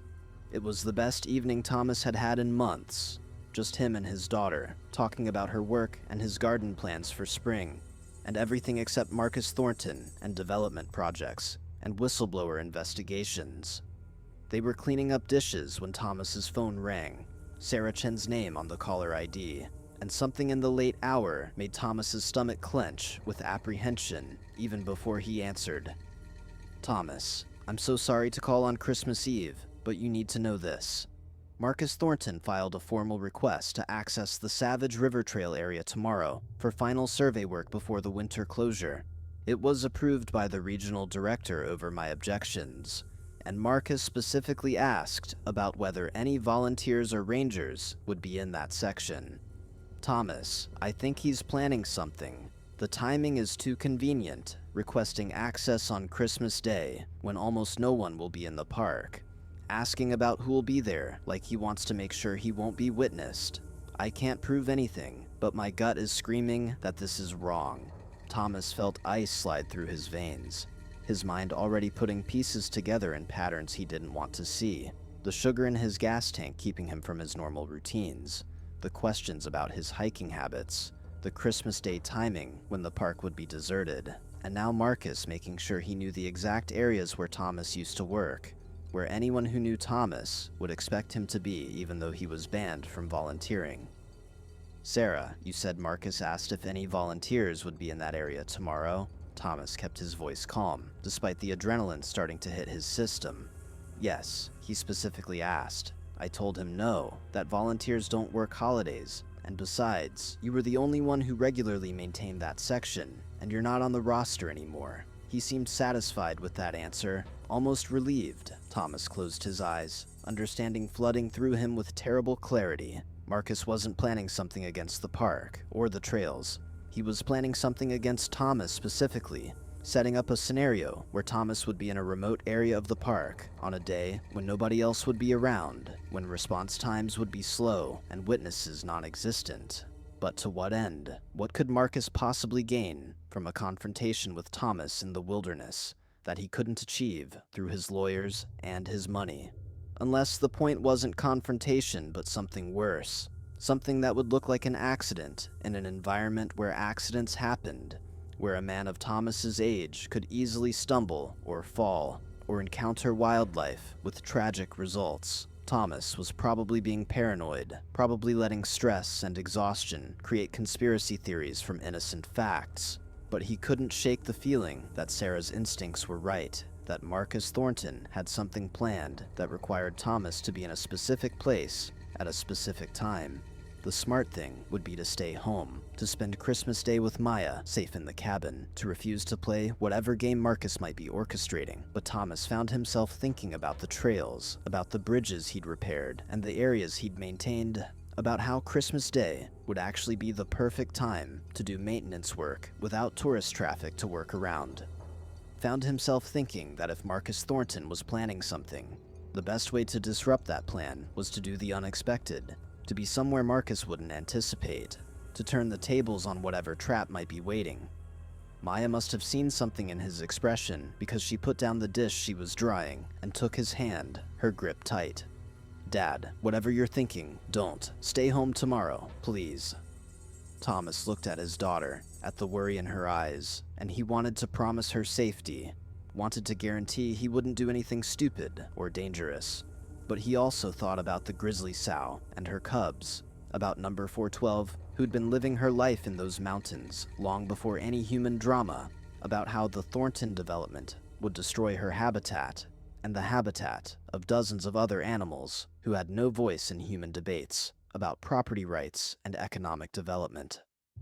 "I need to go check on something," Thomas said quietly, and Maya's expression shifted through frustration and fear before settling on the resigned acceptance of someone who knew her father well enough to know that arguing was futile. "Then I'm coming with you," she said flatly, and Thomas started to protest before realizing that having a witness might actually be the smartest thing he could do if Marcus really was planning something. They spent the rest of the evening preparing, Thomas checking his gear with methodical care, Maya reviewing emergency protocols and making sure her phone was fully charged, even though cell service would be non-existent once they left the main road. Neither of them spoke about what they might encounter or what they were really preparing for, maintaining a fiction of normalcy that was easier than confronting the possibility that Marcus Thornton might actually be dangerous enough to hurt someone in pursuit of his goals. Christmas morning dawned clear and brutally cold, the thermometer outside the cabin reading -15 before wind chill, the kind of day when exposed skin could get frostbite in minutes and metal would burn flesh on contact.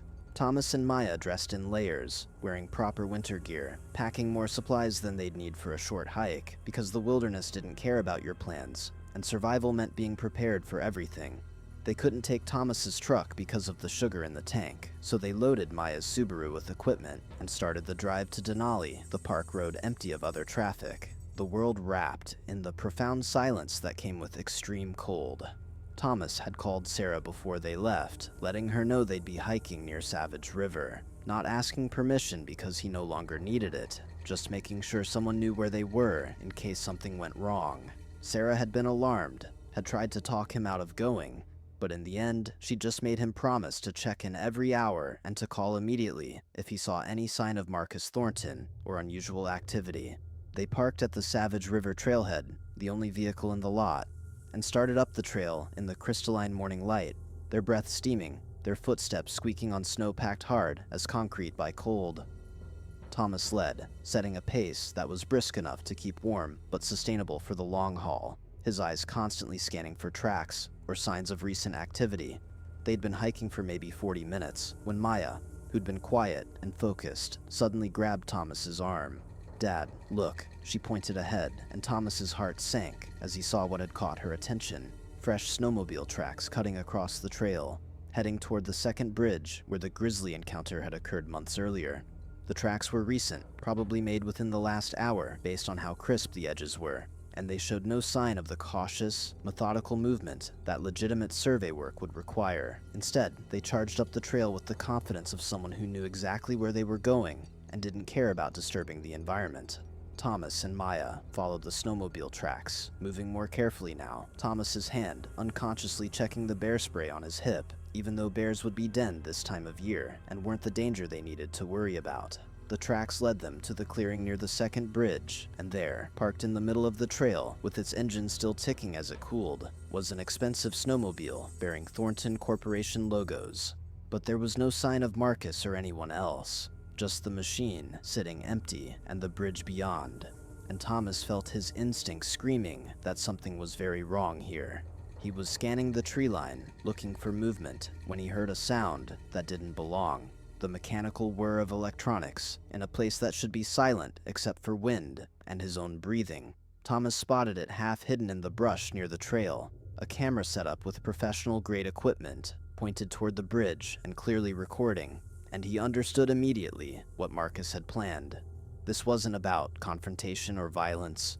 This was about entrapment, about creating footage that would show Thomas trespassing on restricted land, vandalizing expensive equipment, perhaps even appearing aggressive or dangerous if Marcus could provoke him into doing something that would look bad on camera.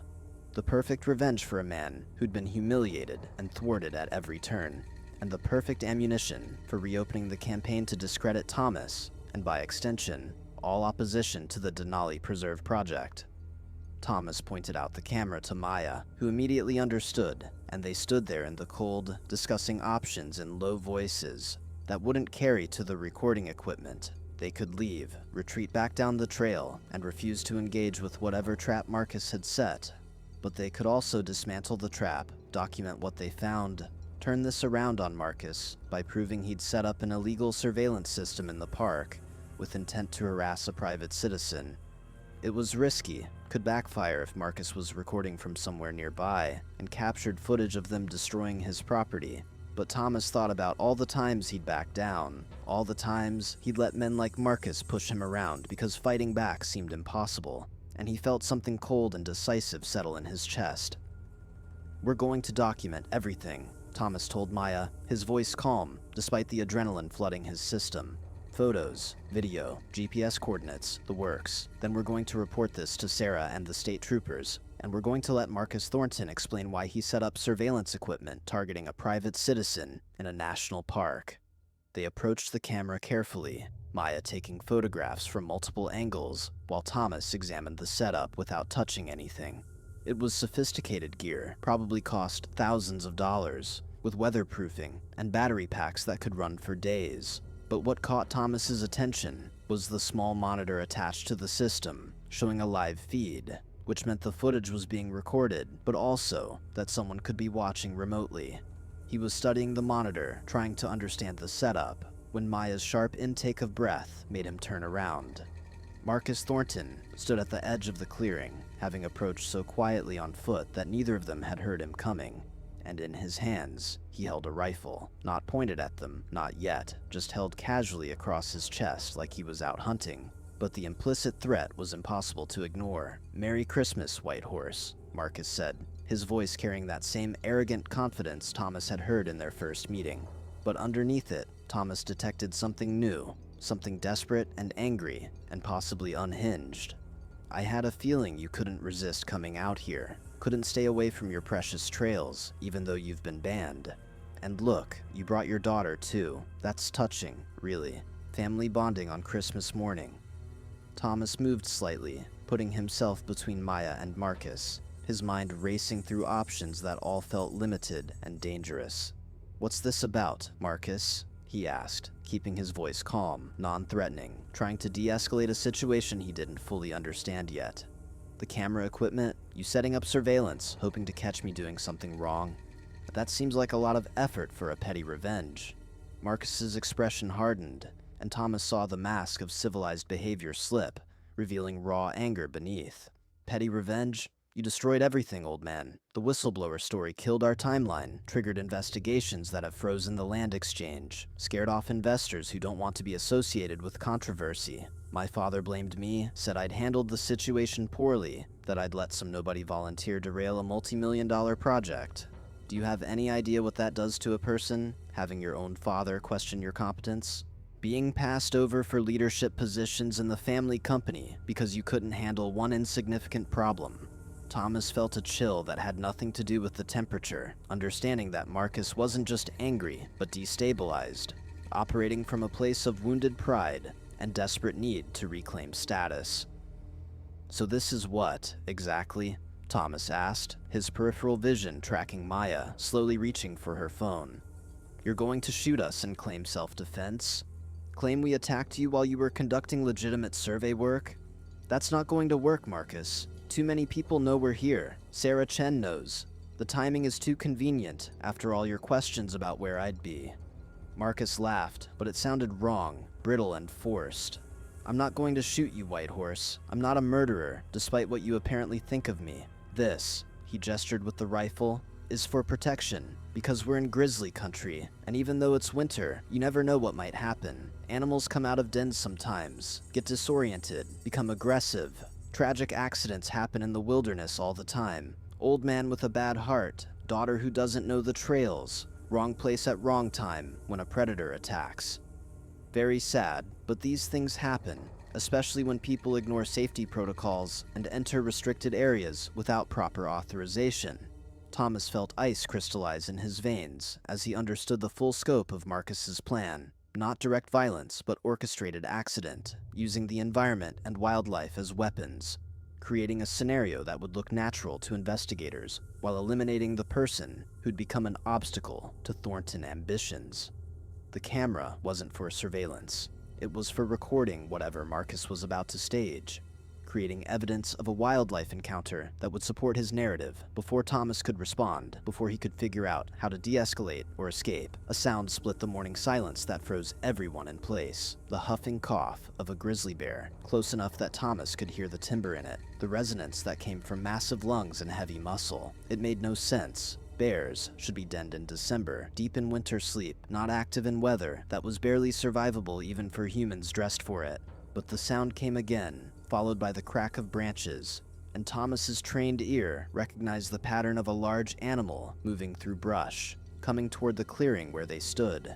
Marcus's face went white with terror, the rifle's barrel dropping as his hands shook, and Maya pressed against Thomas's back, her breathing rapid with fear. Thomas forced himself to think through his own panic, to use his knowledge and experience, even as his body screamed at him to run. Something was very wrong here. This bear shouldn't be active, shouldn't be approaching humans, and the pattern of movement sounded wrong, too deliberate. Not the wandering search for food that a hypothermic bear might show, but something else, something directed.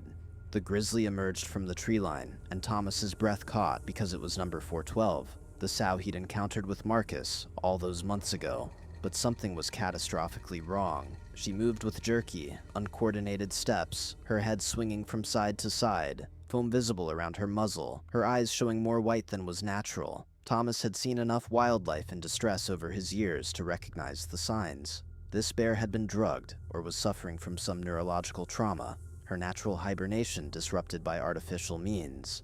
And the way she was moving toward Marcus specifically suggested she'd been drawn here, baited or lured, part of his insane plan to stage an attack. Marcus must have used tranquilizers or stimulants to rouse her from her den, must have brought her to this clearing, planning to release her near Thomas, counting on her disorientation and aggression to create the tragedy he needed.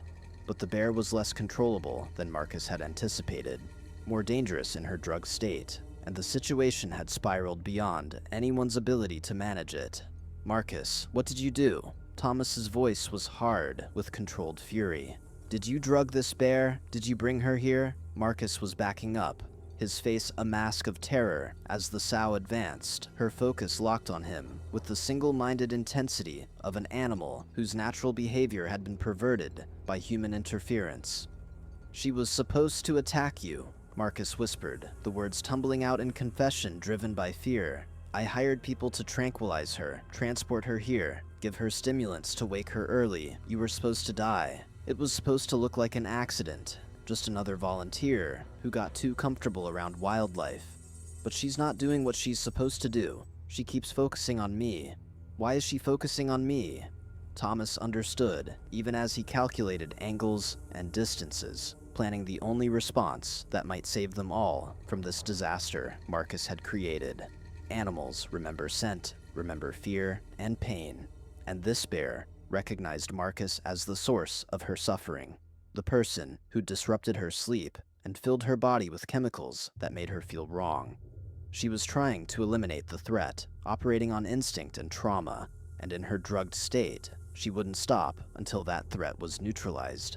"Maya, back away slowly toward the trail," Thomas said quietly, never taking his eyes from the bear. "Don't run. Don't make sudden moves. Just back up until you're out of sight, then run for the parking lot and call for help." Maya started to protest, started to say she wouldn't leave him, but Thomas cut her off with steel in his voice.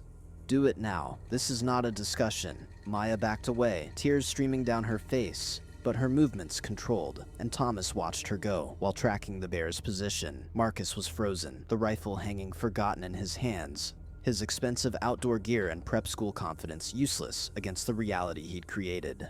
The bear was 15 feet from Marcus now, close enough that Thomas could see the foam dripping from her muzzle, see the strange dilation of her pupils, see the way her muscles bunched and released in spasms that spoke of chemical disruption to her nervous system. She would attack in seconds, and when she did, Marcus would die badly, torn apart by claws and teeth, killed by his own hubris and cruelty. Thomas could let it happen, could step back and watch justice dispense itself with savage efficiency, watch the man who'd ruined his life get exactly what he deserved. Every rational part of Thomas's brain was screaming that this was the solution, that Marcus's death would solve every problem, eliminate the threat to the park, and the threat to Thomas personally, provide the kind of ending that fit the narrative of karma and natural consequences. But Thomas thought about his mother, about the lessons she'd taught about being human versus being cruel, about how you remained yourself even when the world gave you permission to become something lesser. He thought about Maya, about the example he'd set for her his entire life, about whether he wanted her to remember her father as a man who chose to watch another human being die when he had the power to prevent it. And he thought about number 412, about the sow who'd raised cubs successfully, who was just trying to survive in a world where humans kept disrupting her life, who didn't deserve to be put down because Marcus Thornton had weaponized her for his sick revenge fantasy. Thomas pulled his bear spray, the same canister he'd carried for 3 years of volunteer work, and he moved toward the bear rather than away, inserting himself between Marcus and the sow, even as every survival instinct he possessed screamed at him to run. "Hey, girl," he called out in the same calm voice he'd used hundreds of times, making noise, announcing his presence, giving her a chance to choose a different response than violence. "It's okay. Nobody's going to hurt you. You're safe."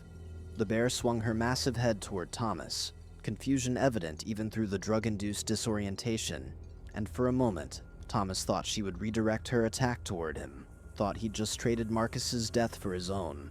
But something in his voice, or his lack of fear, or maybe just his scent, triggered a memory in her brain. Some recognition of the human who'd driven her away once before without causing harm, and she hesitated. That hesitation was all Thomas needed.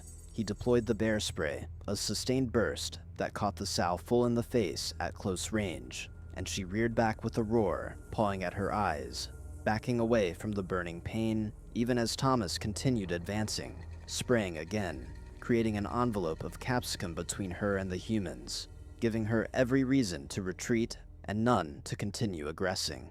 The sow shook her massive head, foam and spray flying, and then she turned and crashed back into the brush, her movements erratic, but her direction clear, away from the burning pain, away from the humans who kept hurting her. Thomas stood there breathing hard, his heart hammering, his hands shaking with adrenaline crash. And behind him, he heard Marcus Thornton collapse into the snow, the rifle falling from nerveless fingers, his expensive tactical pants soaked with urine from the terror he'd just experienced. Thomas turned to look at him, this man who'd tried to have him killed, who'd endangered his daughter and traumatized a wild animal, who represented everything wrong with people who thought money made them above consequences. Marcus looked up at Thomas with eyes that understood he'd just been saved by the man he'd tried to murder, and the cognitive dissonance of that reality was breaking him, tears cutting tracks through his designer stubble, his perfect image shattered along with whatever delusion he'd been operating under. "I saved your life," Thomas said quietly, stating fact without pride or expectation. "Again, and you're going to have to live with that, Marcus. You're going to have to wake up every day knowing that the man you tried to kill was the one who stopped you from being torn apart by a bear you tortured and weaponized. That's going to be the story you tell yourself when you look in the mirror, when you try to justify your choices, when you lie to your father about what happened here." Marcus opened his mouth, maybe to apologize or excuse or threaten, but Thomas held up a hand to silence him. "The camera got everything. Your confession about drugging the bear, about planning my death, all of it recorded on your own equipment. And my daughter made it to the parking lot already, called the Rangers, called the state troopers, called everyone who needs to know that Marcus Thornton just attempted murder in Denali National Park using wildlife as his weapon. You're done, Marcus. Not because I destroyed you, but because you destroyed yourself. You had every advantage, every privilege, every opportunity to be better, and you chose cruelty and violence instead. That's on you, not me." Sarah Chen arrived first, along with 2 other Rangers in a Park Service vehicle, their faces grim as Thomas explained what had happened while Marcus sat in the snow silent and broken. The Alaska State Troopers came next, taking statements and securing evidence, documenting the camera equipment and the tranquilizer supplies they found in Marcus's snowmobile, treating the clearing like the crime scene it was. Fish and wildlife officers began the difficult work of tracking the drugged bear, ready with proper tranquilizers and treatment protocols, hoping to save number 412 from the trauma Marcus had inflicted on her. Maya stayed close to Thomas through all of it, her hand finding his periodically like she needed to confirm he was alive and whole, and Thomas held on tight, silently promising her that they were safe now, that the nightmare was finally over. Marcus was arrested and taken away in a state trooper vehicle, his expensive gear and family name doing nothing to prevent the handcuffs or the charges of attempted murder, wildlife harassment, and a dozen other counts that would probably keep him in legal battles for years, even if he avoided prison. The news coverage of Marcus Thornton's arrest was immediate and explosive, dominating Alaskan media for weeks, as details emerged about his increasingly unstable behavior and the elaborate plan he'd constructed to murder Thomas Whitehorse. The Thornton Corporation immediately distanced itself from Marcus, James Thornton releasing a statement expressing shock and horror at his son's actions and pledging full cooperation with authorities. The Denali Preserve project was quietly shelved, the Department of Interior citing the criminal investigation and need to review all prior assessments for potential corruption or falsified data. Environmental groups celebrated the victory, but Thomas felt no triumph, just a profound exhaustion and sadness at the waste of it all, at how a man with so many advantages had twisted himself into someone capable of such evil. The investigation revealed that Marcus had been paying contractors to harass Thomas, had orchestrated not just the sugar in the gas tank, but several other incidents designed to isolate and intimidate him, had been spiraling into obsession that everyone around him had either enabled or ignored. The trial took place the following summer, with Thomas testifying about both encounters with Marcus, his words recorded in official transcripts that would become part of legal history. Marcus's lawyers tried to paint him as mentally ill, a victim of pressure and expectation who'd suffered a breakdown, and while that might have been true, it didn't excuse attempted murder or animal cruelty. The jury convicted on multiple counts, and the judge, a woman in her 60s, who'd clearly heard enough about privileged men avoiding consequences, sentenced Marcus Thornton to 15 years in prison, with the possibility of parole after 10 if he showed genuine remorse and completed rehabilitation programs. She specifically noted in her sentencing remarks that people who weaponized wildlife deserved special contempt, that the natural world was not a tool for human revenge fantasies, and that Marcus Thornton had violated sacred trust between humans and the wild places that sustain them all. James Thornton sat in the courtroom's front row throughout the trial, his face carved from stone, never speaking to his son, never offering support or making excuses, and Thomas felt something almost like pity for Marcus when the sentence came down, and his father simply stood and walked out without looking back. The aftermath brought changes Thomas had never anticipated. The Department of Interior reviewed not just the Denali Preserve project, but all Thornton Corporation dealings with federal lands, uncovering a pattern of regulatory capture and corrupt practices that resulted in several park officials losing their jobs, including the regional director who'd pressured rangers to accommodate the Thorntons. Sarah Chen was promoted to regional coordinator, a position where she could actually influence policy rather than just implementing someone else's agenda, and one of her first acts was offering Thomas a position as a paid park ranger rather than volunteer, complete with salary and benefits and formal recognition of his expertise. Thomas accepted, finally able to stop worrying about money quite so much, able to think about his future with something other than resignation. Maya thrived in her job, eventually being recruited by a major environmental nonprofit, specifically because of her role in documenting her father's near murder and bringing Marcus to justice. Her career trajectory transformed by her courage under pressure. Number 412 survived her ordeal, though Fish and Wildlife officers had to treat her for weeks to clear the drugs from her system and monitor her carefully to ensure she could return to normal hibernation patterns. She was fitted with a tracking collar and became the subject of an academic study on wildlife trauma and recovery, with researchers documenting how she gradually returned to her natural behavior, successfully raised another set of cubs the following spring, and showed no lasting psychological damage from Marcus's interference. Thomas sometimes hiked to areas where he knew she might be seen, keeping respectful distance, watching through binoculars as she taught her cubs to fish and forage and be bears, and he took satisfaction in her resilience, in the proof that nature could heal from human cruelty if given the chance. The trails he'd maintained were better funded now, with resources freed up from projects that had been quietly funneling money to Thornton-friendly initiatives, and Thomas found joy in his work again, in being useful, in protecting the places and creatures he loved. The story of Thomas Whitehorse and Marcus Thornton spread beyond Alaska, picked up by national media as an example of environmental justice and the importance of protecting whistleblowers.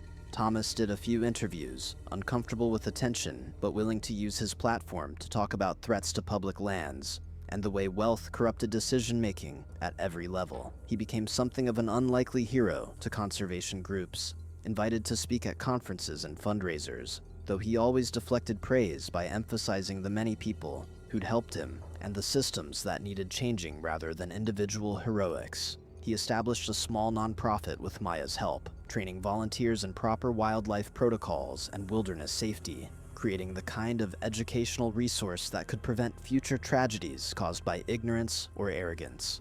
The work gave him purpose beyond his ranger duties, allowed him to pass on knowledge his mother had given him, creating a legacy that extended beyond his own actions. Marcus Thornton served his sentence in a federal prison in Washington state, cut off from his family's money and influence, forced to live by the same rules as everyone else for the first time in his life. Reports filtering back through legal channels suggested he'd struggled initially, his arrogance causing problems with other inmates and guards.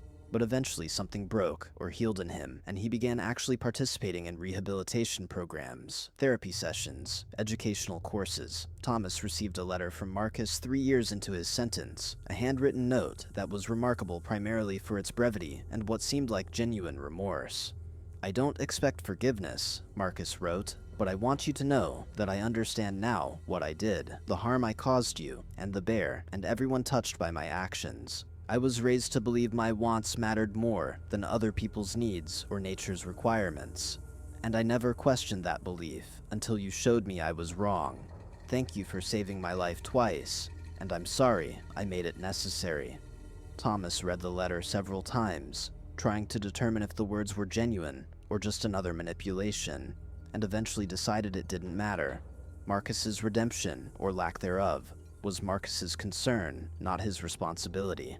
He filed the letter away and went on with his life, refusing to let Marcus Thornton occupy any more space in his thoughts than necessary. The years passed with the steady rhythm of seasons in Alaska, winters harsh and summers brief, the mountains eternal and indifferent to human drama.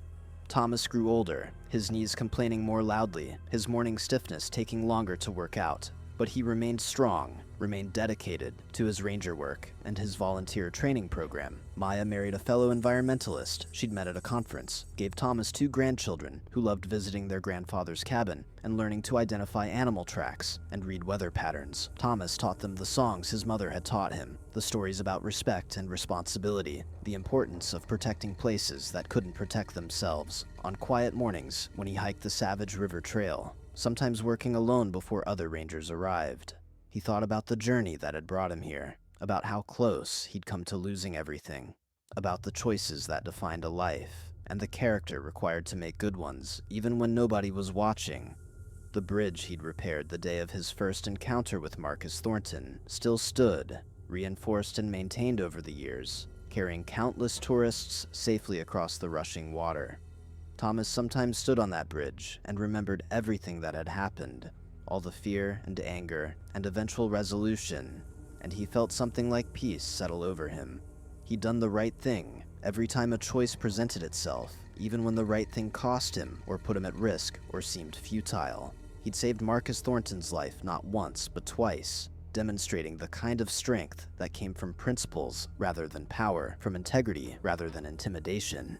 And in doing so, he'd protected not just himself and his daughter, but the wilderness he loved, the bears who lived in these mountains, the future generations who would hike these trails and find restoration in wild places that remained wild because people like Thomas refused to let them be destroyed for profit. What would you have done in Thomas's position, faced with a man who tried to kill you lying helpless before a bear he'd weaponized? Would you have chosen mercy or justice?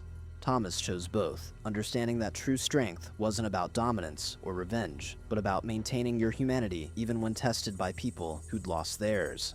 His story became a teaching tool, used in ethics classes and ranger training programs and environmental studies courses, an example of how one person's quiet integrity could stand against institutional corruption and wealthy power. The Park Service created the Thomas Whitehorse Award for Excellence in Stewardship, given annually to volunteers who demonstrated exceptional dedication and character, and Thomas attended the first ceremony with embarrassed pride, watching younger people receive recognition they deserved, seeing the work continue beyond his individual contribution.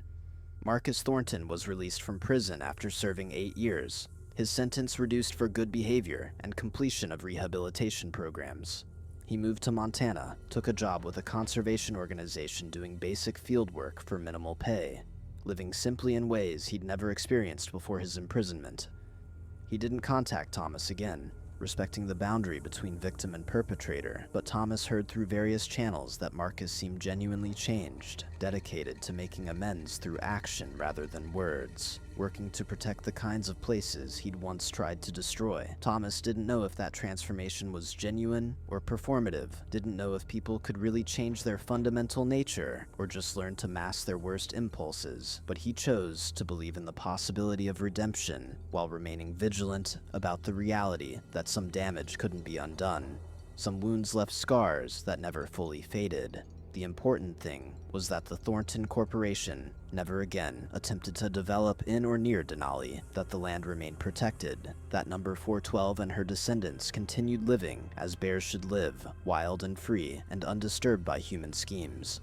Thomas Whitehorse retired from the Park Service at 65, his body finally insisting on rest after decades of physical labor, but he remained active in his volunteer organization, continued hiking as long as his knees allowed, maintained his connection to the wilderness that had defined his life. On his last official day as a ranger, the park held a small ceremony, planting a tree in his honor near the headquarters building, naming a trail section after him, presenting him with a plaque that summarized his service in words that made him uncomfortable, but that Maya insisted he deserved. He gave a short speech, thanking everyone who'd supported him, emphasizing the importance of protecting parks and wildlife, not because they had economic value, but because they had intrinsic worth. because a society that couldn't preserve beauty and wildness for its own sake was a society that had lost something essential in its soul. He looked out at the crowd of rangers and volunteers and visitors, at Sarah Chen standing in the front row with tears streaming down her face, at Maya holding his grandchildren, at the mountains rising beyond the building like eternal witnesses to every human endeavor, and he felt complete, satisfied that his life had meant something, that he'd left the world slightly better than he'd found it. The story of Thomas Whitehorse teaches us that true power doesn't come from wealth or connections or the ability to control others, but from the strength to remain decent when faced with indecency, to choose mercy when vengeance would be easier, to stand for what's right even when standing alone. It reminds us that institutions can be corrupted, but individuals can remain incorruptible, that money can buy many things but not character, that the natural world has its own forms of justice that operate on longer timelines than human revenge. Marcus Thornton learned too late that privilege is not the same as wisdom, that dominance is not the same as strength, that you cannot truly win by crushing others. Thomas Whitehorse knew all of this instinctively, taught by a mother who understood that the path of honor is often the hardest path, but also the only one worth walking.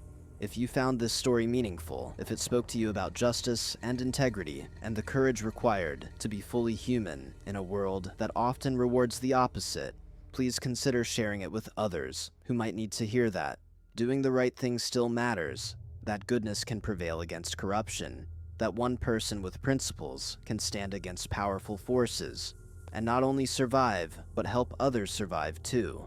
Like and subscribe to hear more stories about ordinary people demonstrating extraordinary character, about the quiet heroes who protect our wild places and our better natures, about the eternal struggle between what's easy and what's right, and why that choice defines us more truly than anything else we do.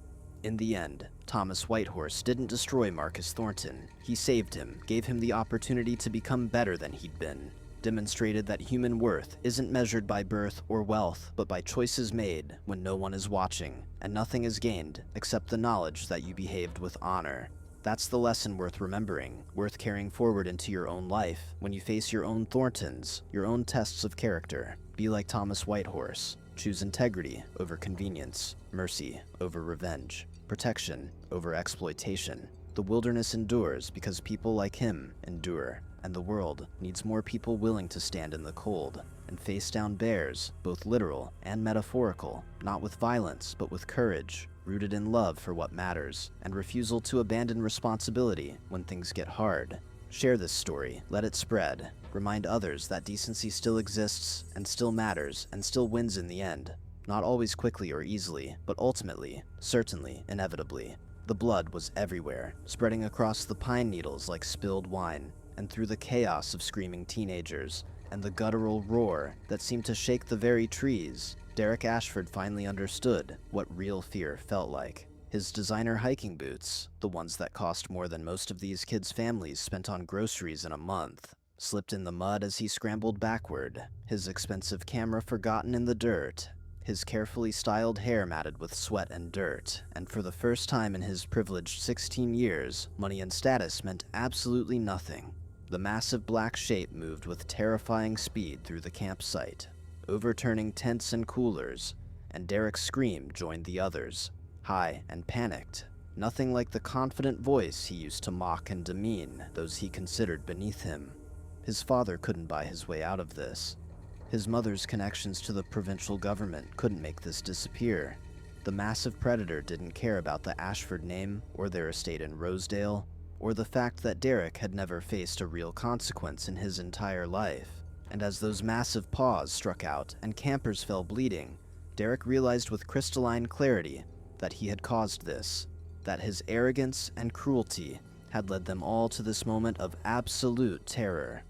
But what these arrogant bullies didn't know was that their actions always have consequences, that the universe has a way of balancing the scales, that every act of cruelty plants seeds that eventually bear bitter fruit. This is a story about justice, about honor, about what happens when someone who has never been held accountable finally faces the reckoning they've earned. Subscribe now to witness how one summer night in the Ontario wilderness became the moment when privilege collided with reality, when a bully's reign of terror ended in blood and screaming, when the boy, who seemed to have nothing, proved he had everything that mattered. But let's rewind to where it all began, 6 months earlier, in the basement of St. Christopher's Anglican Church in downtown Toronto, where twice a month the 14th Toronto Scout Troop gathered, where two very different worlds were about to collide, where the stage was being set for a summer that would change everything. Thomas Whitefox sat in the back corner of the church basement, his worn scout uniform carefully pressed despite the frayed edges, his fingers working methodically to repair a tent stake that one of the other scouts had damaged. The fluorescent lights hummed overhead, casting harsh shadows across the assembled teenagers, and Thomas kept his head down, focused on his work, invisible by choice rather than accident. At 15, he had learned the survival skill of making himself small, of moving through spaces without drawing attention, of existing in the margins where people like Derek Ashford and his crew couldn't easily reach him. His mother's third shift at the plastics factory meant she couldn't afford the fancy gear that other scouts had, but she'd worked extra hours to get him the basic uniform, and Thomas treated it with the reverence it deserved. The tent stake was aluminum, bent but not broken, and his grandfather had taught him how to straighten metal using patience and pressure rather than brute force.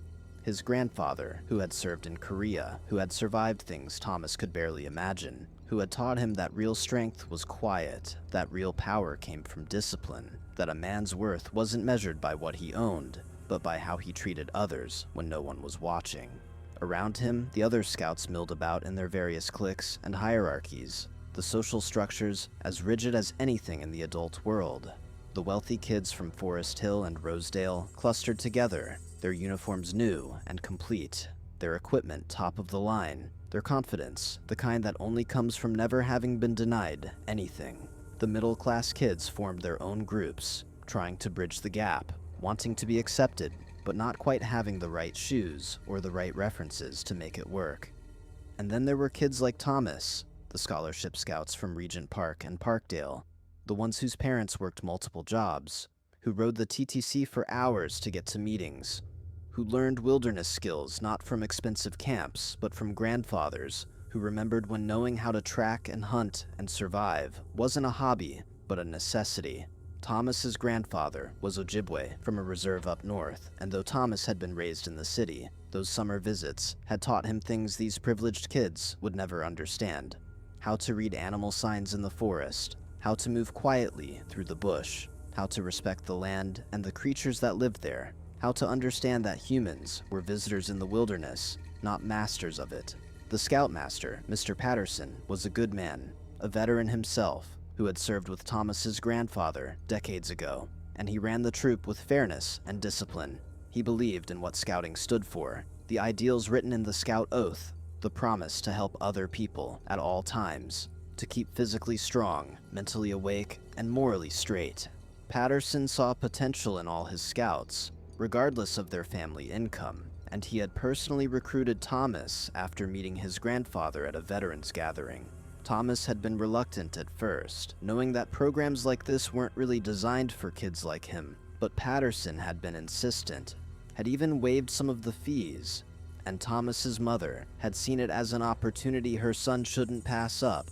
So twice a month, Thomas made the hour-long transit journey from their apartment in Parkdale to this church basement, and he learned knots, and first aid and map reading, and he tried to ignore the way certain kids looked at him, the way they whispered, the way they made it clear he didn't really belong. Derek Ashford arrived late, as always, sweeping into the basement with his entourage like a young prince holding court. He was tall for 15, with the kind of athletic build that came from private trainers and expensive nutrition, his dark hair perfectly styled, his uniform somehow managing to look both regulation and designer at the same time. His father was Edmund Ashford, a real estate developer who owned half of downtown, whose name appeared in the society pages and business sections with equal frequency, who had connections to everyone who mattered in Toronto politics and society. His mother was on the board of the Royal Ontario Museum and chaired at least 3 charity galas a year, events where people paid $1,000 a plate to feel good about themselves, while maintaining the very systems that created the need for charity in the first place. Derek had grown up in a world where money solved problems, where influence opened doors, where consequences were things that happened to other people. He had never been told no and meant it, had never faced a real challenge, had never encountered a situation that couldn't be smoothed over by his father's lawyers or his mother's phone calls. With Derek came his crew, the sons of lawyers and doctors and executives, boys who had known each other since private elementary school, who summered at family cottages in Muskoka, who would inherit businesses and trust funds and positions of power. There was Marcus Chen, whose father owned a chain of restaurants across the city, who liked to film everything with his expensive video camera, documenting their adventures and pranks. There was Bradley Walsh, thick-necked and mean-spirited, whose uncle was a sergeant with the Toronto Police, a fact Bradley mentioned whenever he wanted to intimidate someone. There was Simon Cartwright, slight and nervous, clearly uncomfortable with the group's cruelty, but too afraid of becoming a target himself to stand against it. They moved through the basement like they owned it, commandeering the best equipment for whatever activity Patterson had planned, talking over anyone who disagreed with them, making jokes at the expense of the scholarship kids, secure in the knowledge that they were untouchable.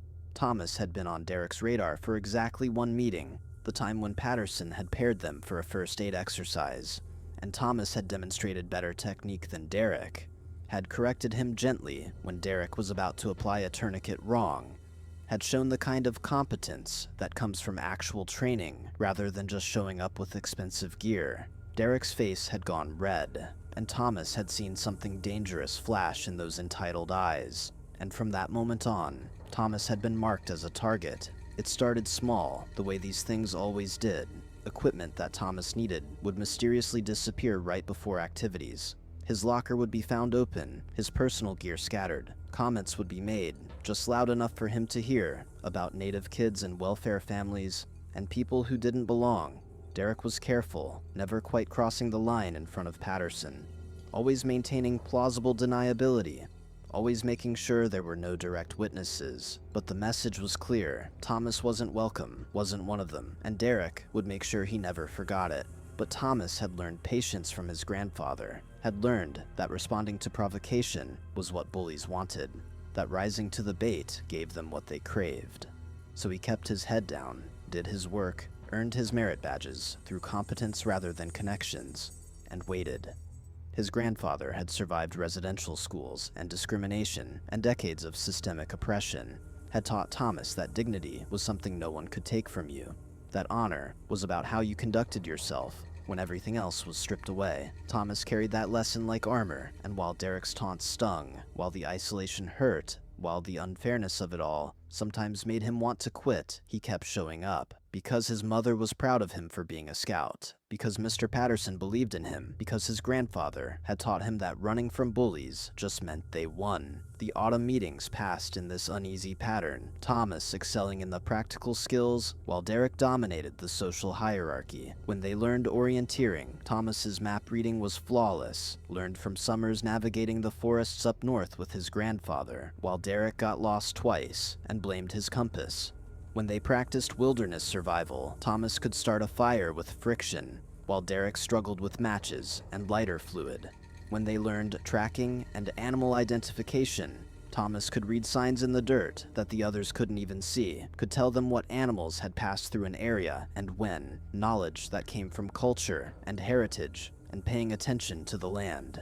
Each demonstration of Thomas's competence seemed to make Derek angrier, seemed to fuel a resentment that went beyond simple bullying into something more personal, more dangerous.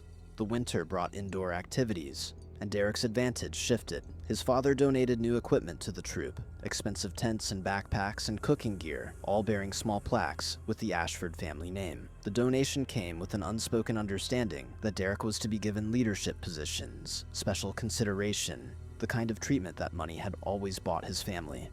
Patterson resisted at first, believing in merit over wealth, but pressure came from above, from the district council that relied on donations from families like the Ashfords, from board members who played golf with Edmund Ashford, from the subtle mechanisms of power that ensured the wealthy stayed on top. Derek was made patrol leader, given authority over other scouts, including Thomas, and he wielded that authority like a weapon. He assigned Thomas the worst tasks, the cleanup duties, the grunt work that no one else wanted. He criticized Thomas's work in front of others, finding fault where none existed, using his position to humiliate and demean. And when Thomas remained stoic and uncomplaining, Derek's frustration only grew. Thomas found allies in unexpected places. There was Maria Santos, one of the few girls in the troupe, since the program had recently gone co-ed, whose family had immigrated from Portugal, who worked at her parents' bakery before school and understood what it meant to struggle. She saw how Derek treated Thomas and made a point of partnering with him for activities, offering quiet support and solidarity. There was James Park, a Korean-Canadian kid from a working-class family in North York, who had his own run-ins with Derek's crew and recognized a kindred spirit. These friendships were careful and quiet, formed in the margins where Derek's influence didn't quite reach, built on shared experience and mutual respect. They looked out for each other, covered each other's backs, created a small community of resistance within the larger troop structure. Mr. Patterson saw what was happening. Thomas knew he did, but there were limits to what even a well-meaning adult could do when money and influence were involved. Patterson made sure Thomas got opportunities to demonstrate his skills, made sure he earned the merit badges he deserved, made sure Derek couldn't completely freeze him out, but he couldn't fundamentally change the power dynamics that existed. After one particularly bad meeting, where Derek had accidentally spilled paint on Thomas's uniform and then laughed about it, Patterson had pulled Thomas aside. The older man's face had been troubled, apologetic, and he'd spoken quietly about perseverance and character, about how the true test of a man wasn't how he acted when things were easy, but how he conducted himself in the face of injustice. Thomas had appreciated the sentiment, even as he recognized it for what it was: an adult's inability or unwillingness to actually protect him. Another reminder that he was on his own in this, that justice wasn't something that would be handed to him, but something he would have to create through his own actions and choices. The announcement came in March, during a meeting where sleet battered the church windows and the scouts huddled in the overheated basement, that the troop would be spending a week at a wilderness camp in northern Ontario that summer. The camp was on Crown land near Algonquin Park, primitive and isolated, accessible only by logging roads, the kind of real wilderness experience that scouting was supposed to be about. Patterson's eyes had lit up as he described it, talking about canoeing and hiking and survival skills, about learning to live with nature rather than just visiting it, about testing themselves in real conditions rather than the supervised safety of regular scout camps. The cost was substantial, several $100s per scout to cover food and equipment and transportation, and Thomas's heart had sunk as he did the math. His mother couldn't afford it, not with rent due and utilities and the cost of keeping him in school supplies. He'd started to mentally prepare for disappointment, for another reminder of how poverty limited possibilities, when Patterson had announced that there were scholarships available, that no scout would be excluded for financial reasons, that the camp was for everyone who wanted to go. Derek's reaction to the camp announcement had been immediate and telling. He'd stood up, all confidence and entitlement, and declared that this would be the trip of a lifetime, that his father would donate extra equipment to make sure they had the best experience possible, that it would be like the family's Muskoka cottage, but more authentic. The other wealthy scouts had laughed and agreed, already planning what expensive gear they would bring, what stories they would tell, how they would document everything. Thomas had watched this display and felt a cold certainty settle in his stomach. The camp would be away from adult supervision for much of the time, spread across a large wilderness area with patrols operating semi-independently. It would be Derek's kingdom, a place where his money and status translated into pure social power, where there would be no witnesses to keep his cruelty in check, where the normal rules and constraints of civilization would be suspended. Thomas knew, with the certainty of prey recognizing a predator, that Derek would use that week to make his life miserable, to finally break him, to prove once and for all who belonged and who didn't. But Thomas also knew something Derek didn't, something that none of these city kids understood. The wilderness wasn't a playground or a theme park or an extension of their suburban comfort. The wilderness was real and dangerous and unforgiving, a place where competence mattered more than money, where survival skills trumped social status, where the rules were written by nature rather than human hierarchies. His grandfather had taught him to respect the bush, to understand its dangers, to know that humans were visitors who needed to behave appropriately or face consequences. Thomas had seen black bears while camping up north, had learned how to store food properly, how to recognize warning signs, how to move through the forest without stumbling into dangerous situations. He had learned that wild animals weren't evil or malicious. They were simply following their own nature, and humans who didn't respect that nature paid the price. The city kids, for all their expensive gear and confident swagger, didn't understand this. They thought camping meant bringing civilization into the wilderness rather than adapting to the wilderness on its own terms. And that fundamental misunderstanding, Thomas suspected, was going to matter in ways no one could predict. The months between the announcement and the actual trip were the worst Thomas had experienced. Derek, emboldened by the upcoming adventure and the prospect of a week without meaningful adult supervision, escalated his campaign of harassment. It was psychological warfare dressed up as pranks and jokes, carefully calibrated to cause maximum humiliation while maintaining plausible deniability. Thomas's boots disappeared before a winter camping trip, forcing him to borrow ill-fitting spares that gave him blisters. His tent was found slashed before a weekend excursion, the damage blamed on vandals, even though it had been secure in the church storage room. Anonymous notes appeared in his locker, crude and racist, suggesting he go back to the reserve or stop stealing opportunities from real Canadians. Each incident was reported to Patterson, who investigated and found nothing, no proof, no witnesses, just Thomas's word against Derek's carefully constructed innocence. The worst incident came in May, 6 weeks before the camp trip, during a troop cookout at a local park.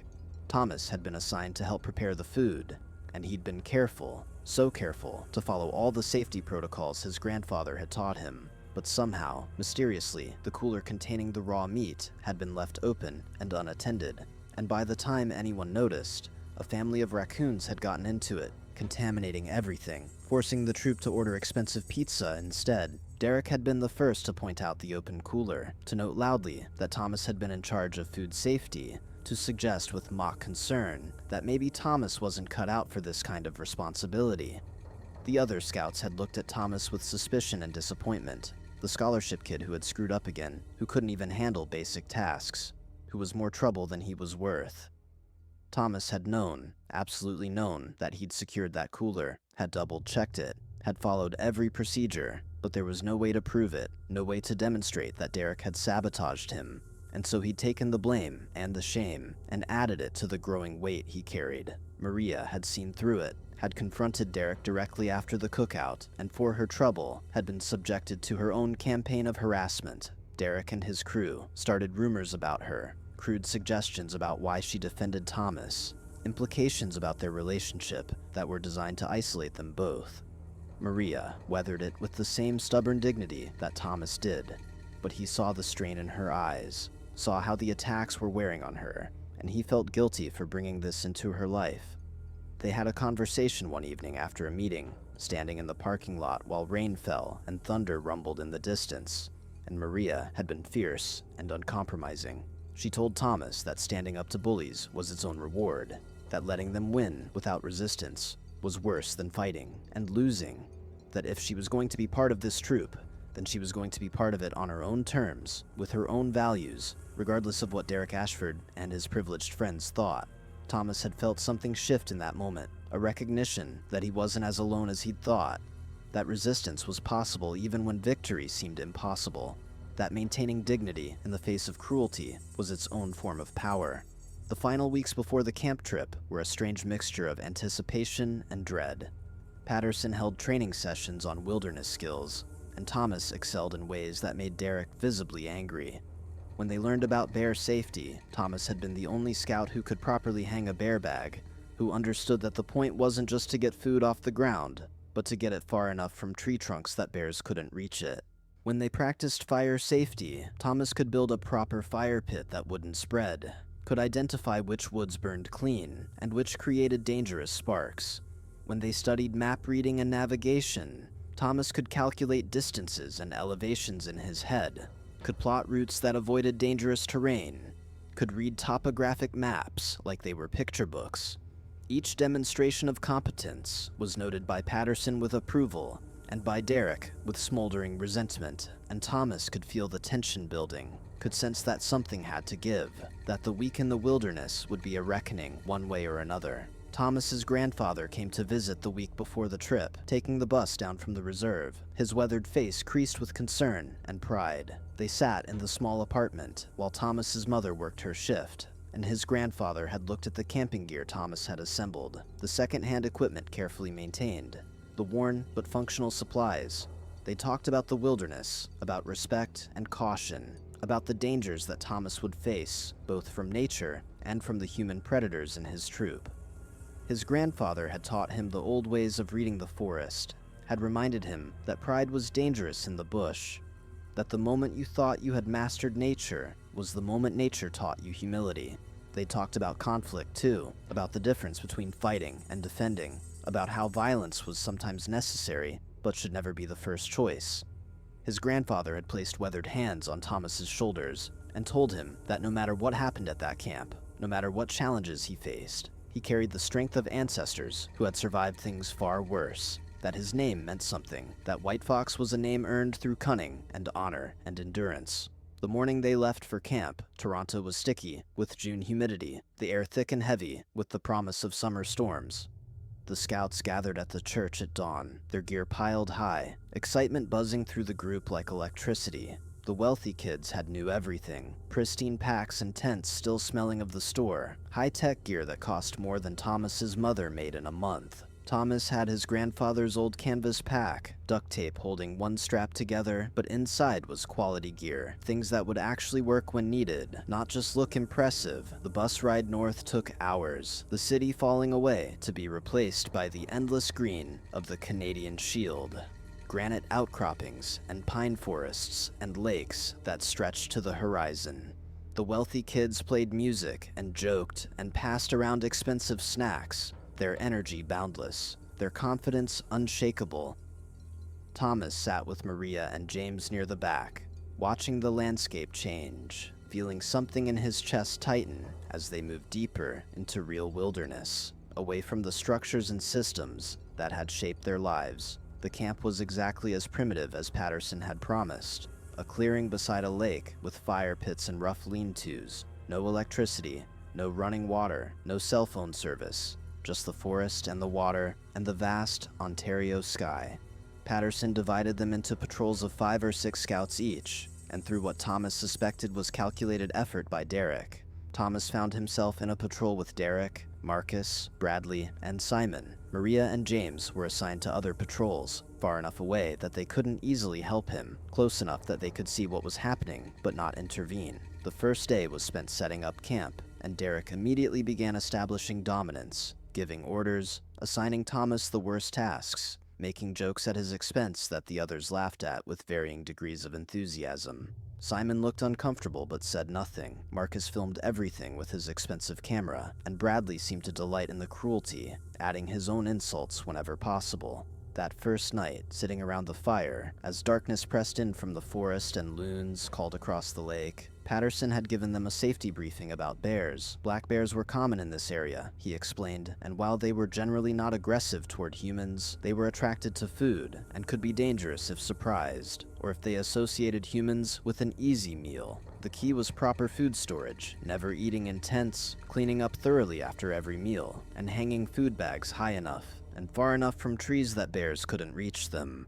Patterson demonstrated the proper technique, throwing a rope over a high branch, hauling the food bag up until it was suspended 15 feet off the ground and 6 feet from the nearest tree trunk, a tedious process that required practice and patience. He made each patrol practice it until they got it right, and Thomas's patrol, predictably, had Derek insisting on being in charge, despite clearly not understanding the mechanics involved. The second day brought the first real test of their wilderness skills as each patrol was sent out on a day-long navigation exercise, following map coordinates to various checkpoints scattered through the forest, demonstrating they could read terrain and find their way without adult supervision. Thomas knew immediately that this was when things would get bad, when Derek would have hours without adult oversight to make his move. Sure enough, barely an hour into the hike, Derek had manufactured an excuse to get angry. He claimed Thomas was navigating them wrong, even though Thomas was following the map perfectly, and when Thomas tried to explain the route, Derek had shoved him hard, sending him stumbling into a tree. The physical escalation was shocking in its suddenness. A line crossed, and Thomas had felt adrenaline spike through his system, his grandfather's training, making his hands curl into fists before he consciously relaxed them. He would not give Derek what he wanted, would not become the aggressor, would not let anger dictate his actions. The shove became a pattern over the next few days. Derek would find excuses to get physical, always when they were away from the main camp, always when it was just the patrol. A push here, a trip there, accidentally knocking Thomas's gear into the dirt or the water, each incident carefully calibrated to provoke a response. Bradley joined in enthusiastically, his bulk making the physical intimidation more threatening, and Marcus filmed some of it, laughing behind his camera. Simon watched with increasing discomfort, but never intervened, never said stop, never stood up for what was right. Thomas took it all with gritted teeth and iron control, knowing that fighting back would make him the problem, would give Derek exactly the excuse he needed to paint Thomas as violent or dangerous or unable to control himself. What none of them understood, what Thomas held close like a secret weapon, was that he could have hurt them if he wanted to. His grandfather had taught him to fight, real fighting, not the posturing and shoving of privileged boys, but the kind of precise, devastating techniques that ended threats quickly. Thomas could have broken Bradley's nose with a single strike, could have put Derek on the ground, gasping for air, but that path led nowhere good, and so he endured. The incident that would change everything happened on the fourth night, Wednesday, exactly in the middle of their week at camp. The day had been hot and tense, storms threatening, but never quite arriving, the air electric with the feeling that something had to break. Dinner was trout they'd caught in the lake, cooked over the fire until the skin was crispy and the meat flaked perfectly, and afterward came the usual cleanup and food storage routine. Each patrol was responsible for hanging their own food bags, and Derek had insisted on doing it himself, waving away Thomas's offers to help, determined to prove he didn't need input from the scholarship kid. Thomas had watched with growing concern as Derek carelessly threw the rope over a branch, hauling the bag up but not nearly high enough, leaving it suspended maybe 10 feet off the ground and only 3 feet from the tree trunk. Exactly the kind of sloppy job that invited disaster. Thomas had pointed this out, quietly and respectfully, suggesting they redo it properly, but Derek had turned on him with venomous anger. The confrontation escalated quickly, Derek getting in Thomas's face, Bradley and Marcus backing him up, 3 against 1 in the firelight, while other patrols watched, but didn't intervene. Derek had called Thomas every name he could think of, racist slurs mixed with class-based insults, his privileged rage finally breaking through the thin veneer of civilization he'd maintained around adults.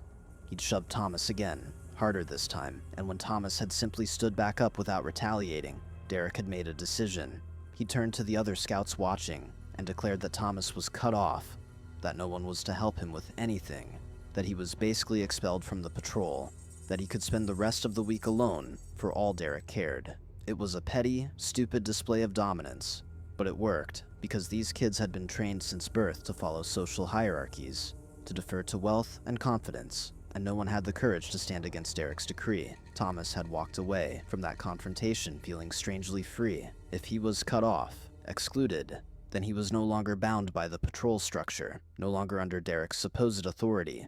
He'd set up his small tent apart from the others, had carefully stored his own food properly in a tree far from his sleeping area, and had lain awake, listening to the forest sounds, the rustle of wind through pines, the distant calls of nocturnal animals, the vast silence that only exists far from human civilization.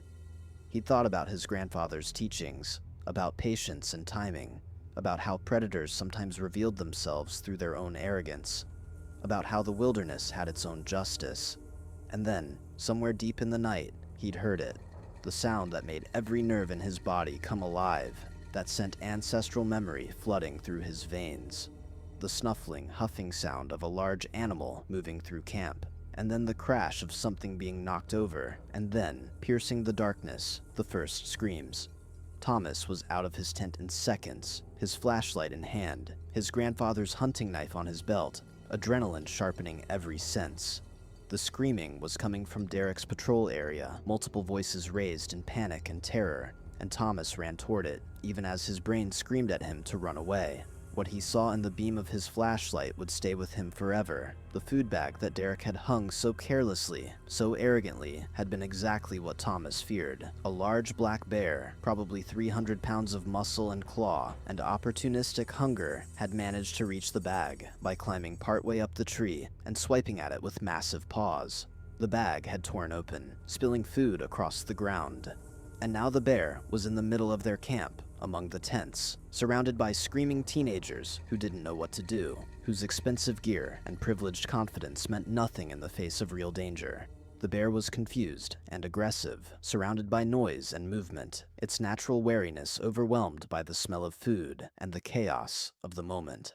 Thomas saw Marcus with his camera still rolling, saw Bradley frozen in terror, saw Simon scrambling backward, and saw Derek, who had caused this through his negligence and arrogance, trying to run and tripping over a tent line. The bear moved toward Derek with frightening speed, and Thomas didn't think, didn't hesitate, just moved. He'd grabbed the largest pot he could find and started banging it with a metal spoon, making a tremendous noise while advancing on the bear from the side, making himself large and loud and threatening. His grandfather had taught him this, that black bears could usually be intimidated if you showed no fear, if you made yourself seem like more trouble than you were worth, if you gave them an escape route while making it clear you were not prey. The bear's attention swung toward Thomas, and for a moment that stretched into eternity. Predator and human locked eyes. Thomas kept banging the pot, kept advancing, kept yelling, and the bear huffed and clacked its teeth, a warning sound that Thomas recognized and respected. Behind him, he could hear other scouts waking up, could hear Mr. Patterson's voice shouting orders, could hear the general chaos of a camp responding to crisis, but none of that mattered. What mattered was this moment, this negotiation between human and animal, this test of whether Thomas understood the wilderness language well enough to speak it. He did not break eye contact, did not show fear, but neither did he show aggression. He gave the bear space, made it clear there was a path away from the camp, away from the humans, back into the forest where it belonged. The bear had made its decision and was moving away when Derek, panicked and stupid, had grabbed a stick and thrown it at the retreating animal. The stick hit the bear's shoulder, and everything that Thomas had carefully diffused exploded back into violence. The bear wheeled around, and before Thomas could react, before anyone could do anything, the massive animal charged back into camp, no longer just confused, but now angry, defensive, dangerous.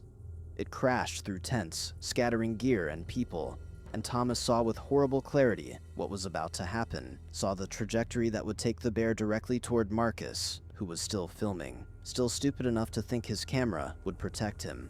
Thomas threw himself forward, grabbed Marcus by his expensive jacket, and yanked him backward just as massive claws swiped through the space where Marcus's chest had been a moment before.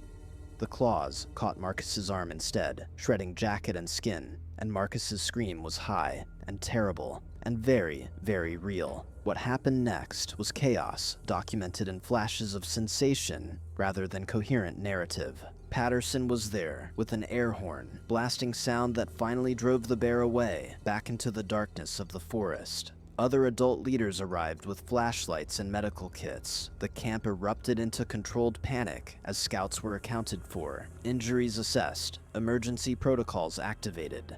Marcus was bleeding badly, deep lacerations on his forearm that showed white bone through red muscle, his expensive camera smashed and forgotten in the dirt.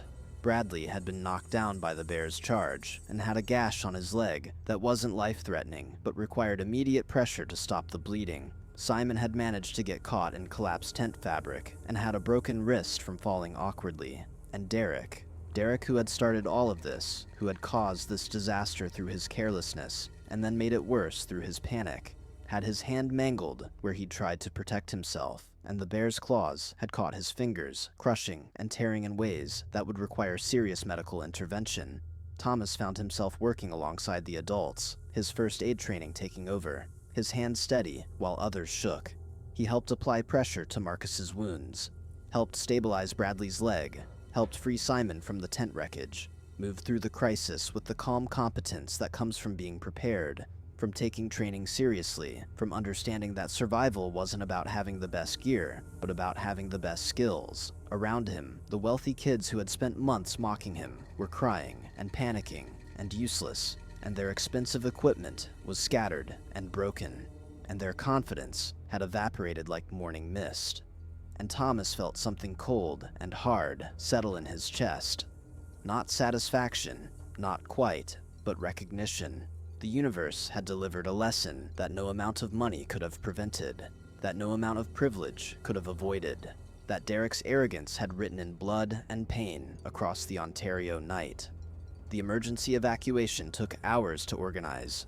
The camp was hours from the nearest hospital by rough logging roads, and with 4 injured scouts needing medical attention, including 2 with serious injuries that required specialists, the logistics were complicated and stressful.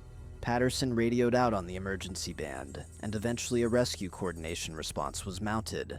Vehicles coming in from multiple directions, paramedics navigating dirt roads in the darkness, parents being notified in the middle of the night that their children had been injured in a bear attack. Through it all, Thomas stayed busy, stayed helpful, stayed competent, and slowly, the truth of what had happened began to emerge.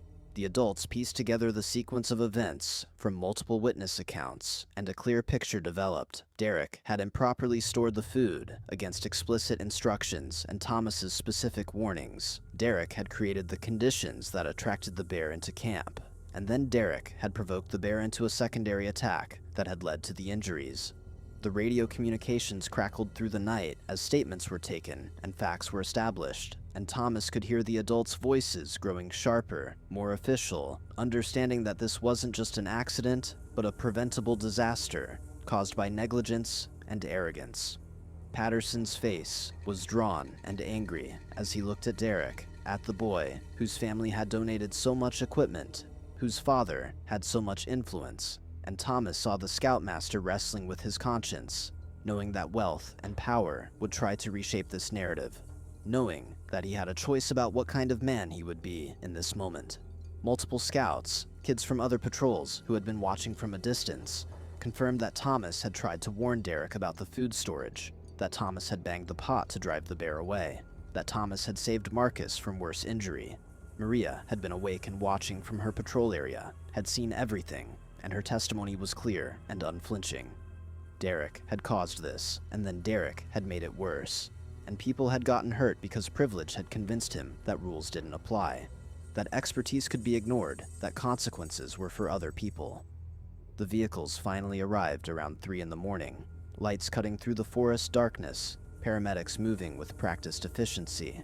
Marcus was loaded into the first ambulance, his arm stabilized but clearly in bad shape. His parents already on their way to meet him at the hospital in North Bay. Bradley and Simon went in the second ambulance, their injuries less severe, but still requiring immediate treatment. Derek went last, his mangled hand wrapped in bloody bandages, his face gray with shock and pain, and the dawning realization that he couldn't buy or bully his way out of this, that real consequences were catching up with him for the first time in his privileged life. As they loaded him into the ambulance, he'd caught Thomas's eye across the clearing, and Thomas had seen something there that was almost like recognition, almost like understanding, but mostly just fear and the desperate hope that somehow this could still be made to go away. The camp was shut down immediately, parents contacted, scouts sent home days earlier than planned, the whole program suspended pending investigation. Thomas rode back to Toronto in a vehicle with Mr. Patterson and 2 other adult leaders, the mood somber and tense, everyone processing what had happened, what could have happened, how close they'd come to deaths instead of just injuries. Patterson had pulled Thomas aside before they left, had gripped his shoulder hard, and told him that he'd done everything right, that his actions had likely saved Marcus's life, that his competence and courage in the face of danger was exactly what scouting was supposed to teach, but rarely managed to actually instill. Thomas had nodded, accepting the praise but feeling hollow inside, knowing that what came next would be worse than the attack itself, that wealth and power would not surrender without a fight, that Derek's family would move heaven and earth to avoid accountability. The fallout began within hours of their return to Toronto. Edmund Ashford descended on the Scout Council like an avenging angel, lawyers in tow, demanding answers and threatening lawsuits, and making it clear that his family would not accept any narrative that placed blame on his son. He was powerful and connected and used to getting his way, and he brought those weapons to bear with devastating efficiency. The initial reports were rewritten, emphasis shifted, agency distributed across multiple parties, the language carefully modulated to minimize Derek's culpability. The Scout Council, dependent on donations from families like the Ashfords, seemed prepared to sweep everything under the rug, to call it an unfortunate accident, to protect the wealthy donor at the expense of the truth. Patterson fought them, stood his ground, insisted that the facts be reported accurately, but he was one man against a system that had been designed to protect people like Edmund Ashford, and Thomas could see the strain wearing on him, could see the Scoutmaster aging in real time as he battled against institutional pressure. But something had shifted in the wake of the attack, something that Edmund Ashford hadn't anticipated. The other scouts who had witnessed everything, including some of the wealthy kids who had been part of Derek's social circle, had been genuinely terrified by what happened, had seen how close they all came to serious harm or death, and that fear had cracked their loyalty. Simon Cartwright, the nervous kid who had always gone along with Derek's bullying, had broken first. He'd given a statement to his parents that laid out everything: years of harassment and cruelty, the pattern of behavior that had led inevitably to that night in the woods. His parents, to their credit, had insisted that the statement be included in any official investigation, had threatened to go public if the Scout Council tried to bury it. Other families had followed suit, not wanting their children associated with a cover-up, not wanting to be complicit in protecting someone who had endangered their kids.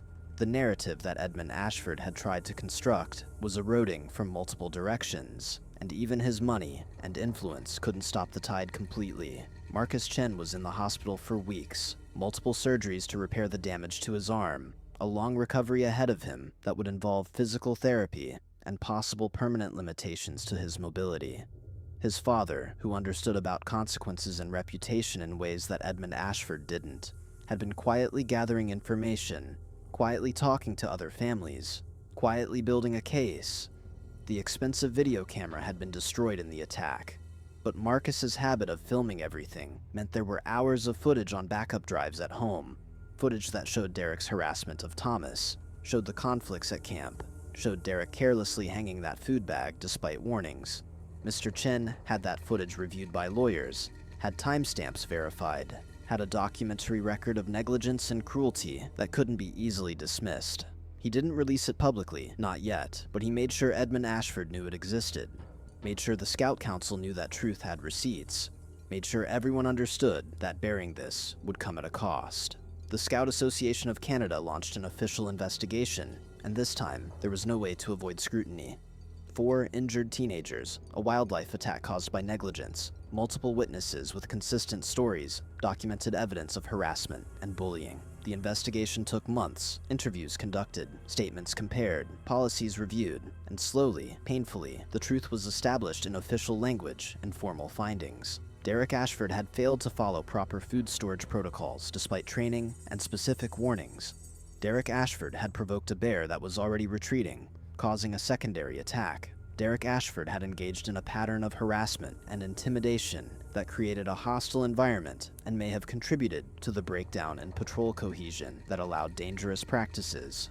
Thomas Whitefox had attempted to prevent the negligent food storage. Thomas Whitefox had acted with courage to protect other scouts during the attack.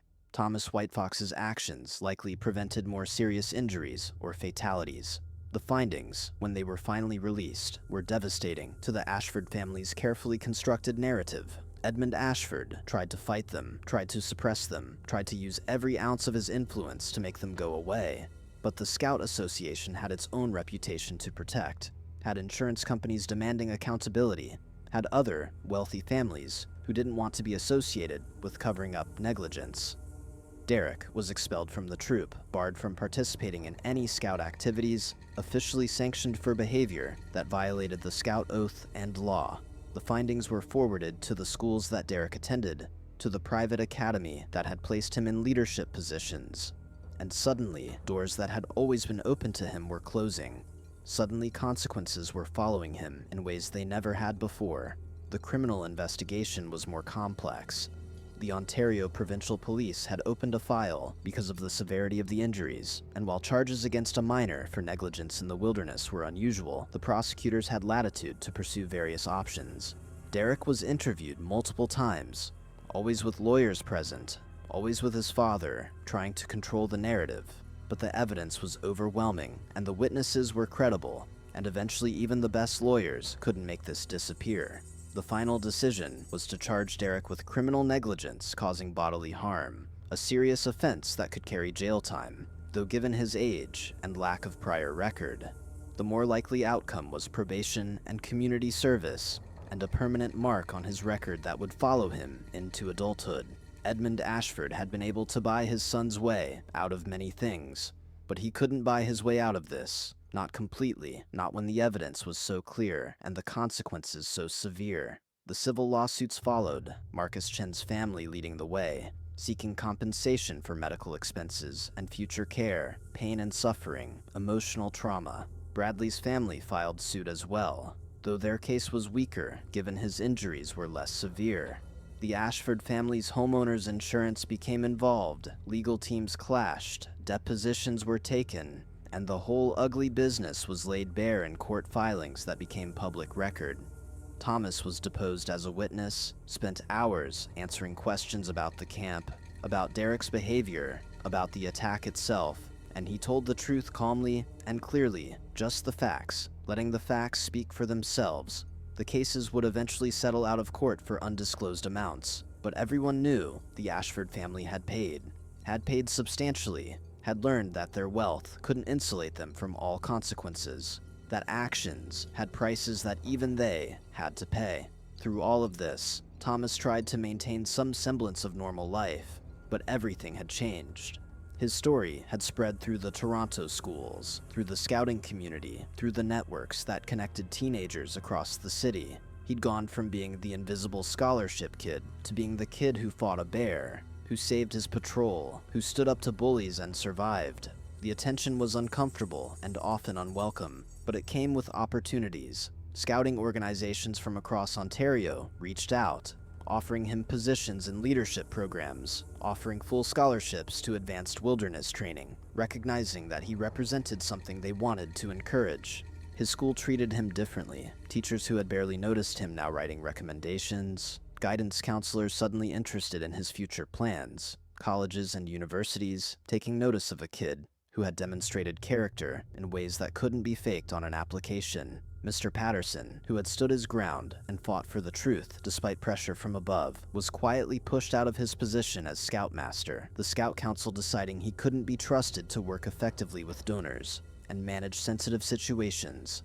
It was a petty and unjust end to his service, but Patterson had accepted it with dignity, knowing he'd done the right thing, knowing that some principles were worth sacrificing for. He told Thomas this one last time, meeting for coffee at a diner near Thomas's apartment, the older man looking tired but unbowed. He'd given Thomas his old compass, the one he'd carried in Korea, the one that had helped him navigate more than just physical terrain. And he'd told Thomas that the young man had learned the most important lesson wilderness training could teach, that competence and character mattered more than wealth or status, that real strength came from protecting others rather than dominating them, that the wilderness was a better teacher than any human institution, because the wilderness didn't care about money or connections, only about whether you had the skills and judgment to survive. Derek's injuries healed slowly and imperfectly. The damage to his hand required multiple surgeries, and in the end, 2 of his fingers had to be amputated,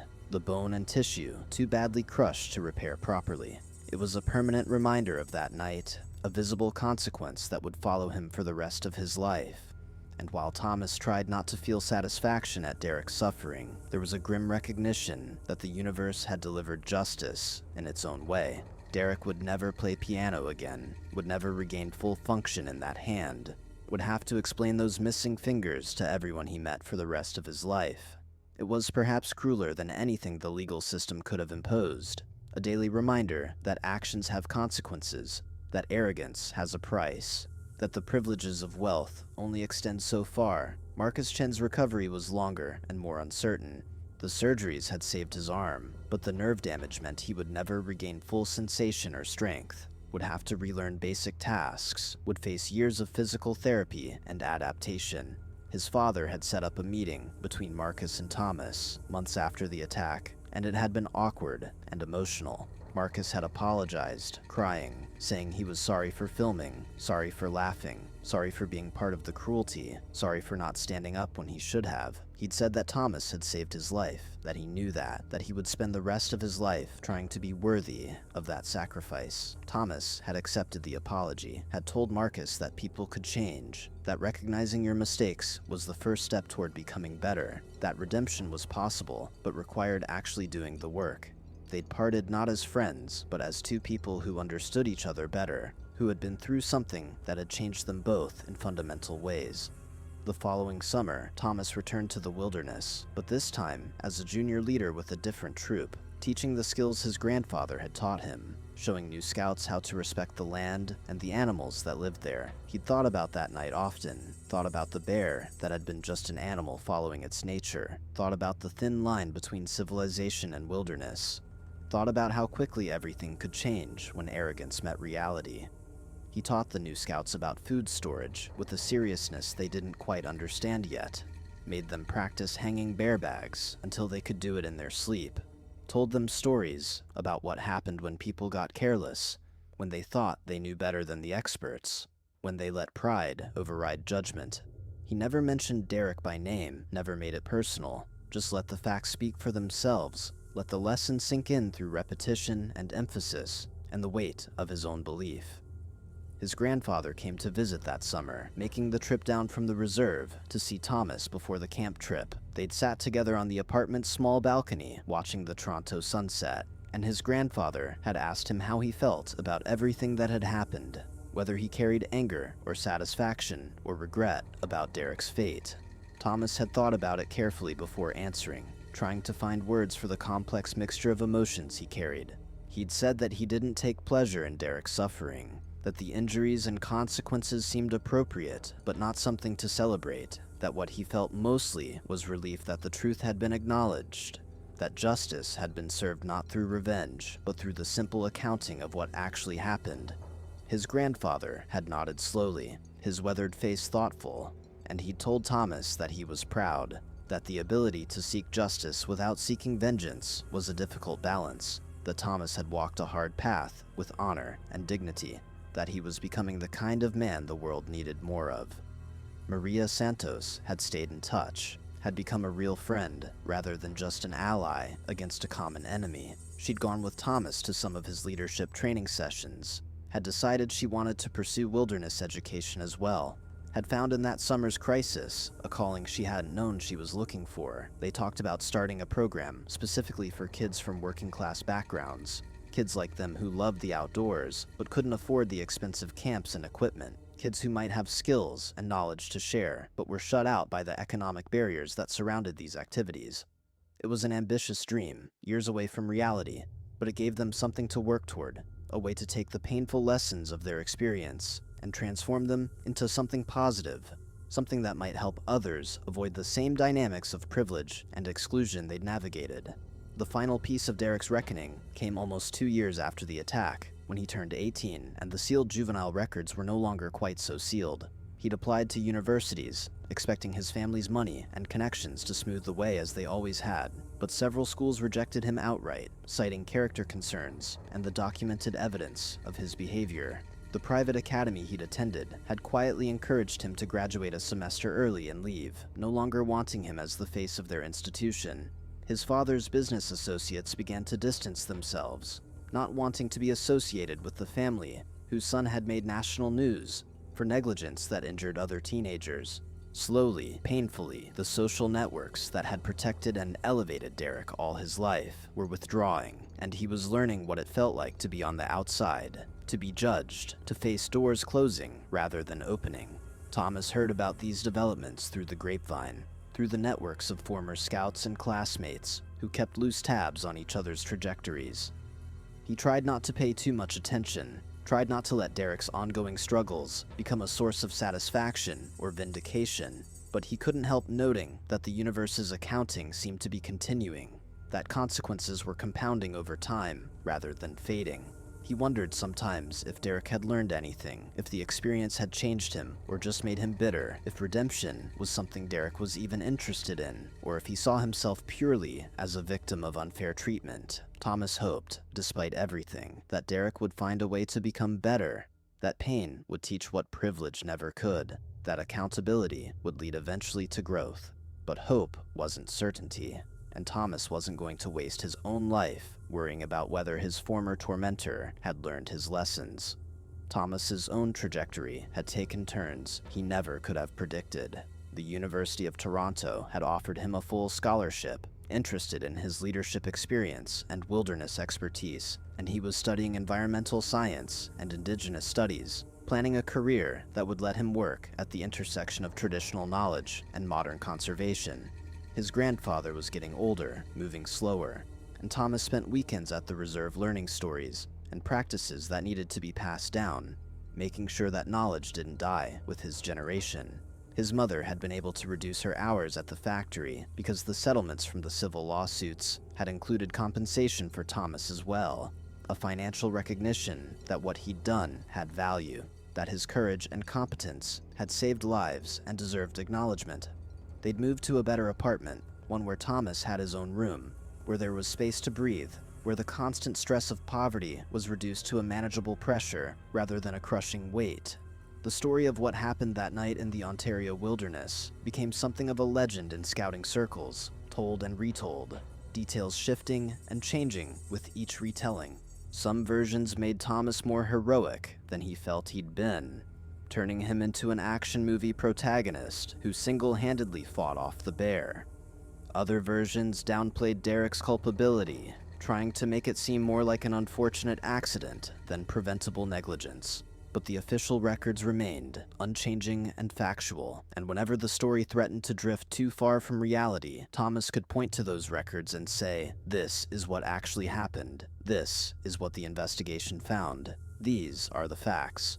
Truth had weight that fiction couldn't match, and over time, the accurate version became the dominant version, the story that stuck, because it was backed by evidence and witness testimony, and official findings that couldn't be easily dismissed. What none of the stories really captured, what Thomas struggled to put into words, even for himself, was what it had felt like in that moment when the bear charged, when every instinct screamed at him to run, to save himself, to let Marcus face the consequences of the patrol's collective negligence. He'd moved without thinking, had chosen to risk himself to save someone who had mocked him and filmed his humiliation and been complicit in his suffering, and he still wasn't entirely sure why he'd done it.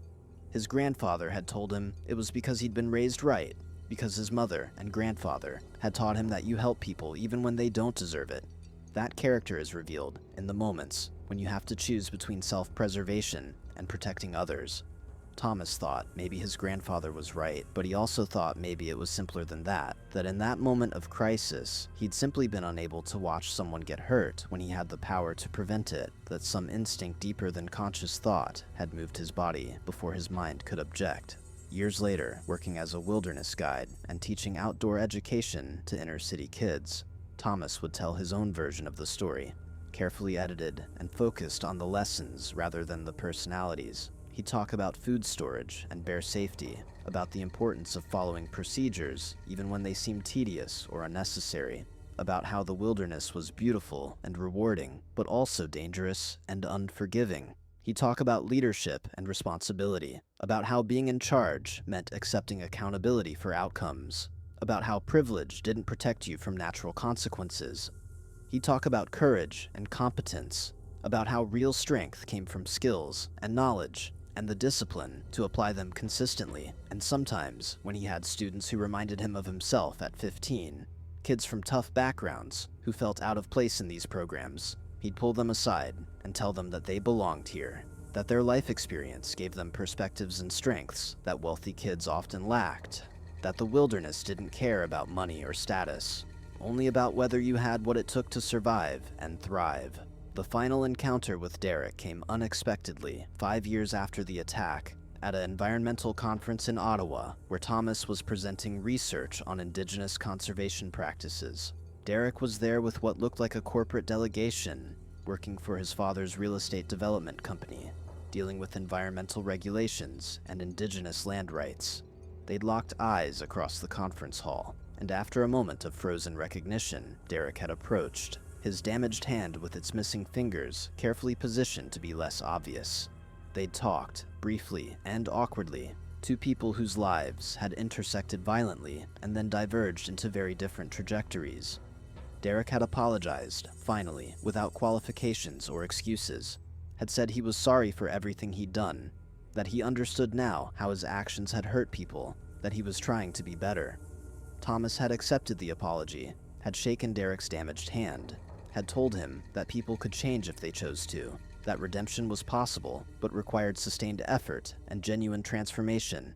They'd talked for maybe 15 minutes, sharing edited versions of what had happened in the intervening years, finding some common ground in their shared history, even if that history was fraught with pain and conflict. Derek had mentioned the surgeries, the therapy, the permanent limitations the injury imposed, and Thomas had heard in his voice not self-pity, but acceptance, a recognition that consequences were earned and couldn't be wished away. They'd parted cordially, but not as friends, two people who would probably never be close, but who had reached some kind of understanding, some acknowledgement of shared humanity beneath the roles they'd played in each other's stories. Thomas had walked away from that encounter, feeling that maybe the story really was over, that the arc had completed itself, that justice and accountability and redemption had all found their appropriate places in the narrative. The Ontario wilderness remained a constant in Thomas's life, a place he returned to regularly where the lessons of that summer night stayed fresh and relevant. He'd camped in the same area several times, always careful with food storage, always respectful of the wildlife, always remembering that humans were guests in a world that belonged to other creatures. He'd seen black bears many times since that night, had learned to read their behavior better, had understood that the bear that attacked the camp wasn't evil or malicious, but simply an animal following its instincts, attracted by food that had been carelessly stored, defending itself when provoked. The bear had probably died eventually, maybe from age or another encounter with humans, or the simple harsh reality of wilderness survival, but in Thomas's memory it remained a powerful teacher, an agent of natural justice that had delivered consequences that no human institution could have imposed. The story ended, as all stories do, with people going on with their lives, carrying forward the lessons they'd learned, trying to be better than they'd been, trying to create meaning from suffering, and find purpose in pain. Thomas became the kind of teacher he'd needed when he was 15, someone who saw potential in marginalized kids and worked to give them opportunities, someone who understood that competence and character mattered more than wealth or connections, someone who believed that the wilderness could teach lessons that civilization often couldn't. Derek, by all accounts, became a more thoughtful person than he'd been, his visible disability a constant reminder to think before acting, to consider consequences, to recognize that privilege had limits and that accountability was real. Marcus Chen had learned to use his damaged arm differently, had become an advocate for outdoor safety and youth leadership, had channeled his experience into something productive, even if the physical scars would never fully heal. And the wilderness remained, vast and indifferent and beautiful, a place where natural laws operated without regard for human hierarchies, where survival rewarded competence and punished negligence, where bears were just bears, and storms were just storms, and rocks, and trees, and water simply existed in their ancient patterns, teaching anyone who paid attention that humans were part of nature rather than masters of it, that humility was wisdom, and arrogance was danger, that the difference between living and dying often came down to whether you respected forces larger than yourself. The northern Ontario forests continued to attract campers and hikers and scouts, and most of them had safe, wonderful experiences, but occasionally, someone would tell the story of the bear attack of 1978, the night when a teenage boy's arrogance led to disaster, and another teenage boy's courage prevented tragedy, and listeners would nod and understand that this was a story about more than just camping, more than just animals, more than just privilege and consequence. It was a story about what it meant to be human, about the choices we make when everything is on the line, about the difference between strength and cruelty, about how justice sometimes comes from unexpected directions, about how the wilderness teaches lessons that civilization tries to forget. What would you have done in Thomas's position, with the bear charging towards someone who had tormented you, with split seconds to decide between revenge and rescue, between self-preservation and sacrifice? Would you have had the courage to move toward danger rather than away from it, to save someone who had spent months making your life miserable, to choose honor over hatred in the moment when it mattered most? These are the questions that make us human, that define our character, that determine whether we're controlled by our worst impulses or guided by our best values. And they're questions that every generation has to answer for themselves, in whatever wilderness they find themselves navigating, whatever challenges they face, whatever choices define who they become. Share this story, remember its lessons, and to understand that true strength comes not from dominating others, but from protecting them. That real justice serves accountability rather than revenge. That the wilderness we should most respect is the wilderness of human potential, where we're all capable of both tremendous cruelty and tremendous courage, where we all have to choose, moment by moment, what kind of people we will be, what kind of world we will create through our choices, what kind of legacy we will leave for those who come after us, walking the same trails, facing the same tests, learning the same eternal lessons that nature teaches anyone willing to listen with humility and honor and respect for forces larger than themselves. At dinner, Arjun learned that Malhotra was the son of a retired lieutenant general who now sat on defense procurement boards, that he'd attended the National Defense Academy on legacy admission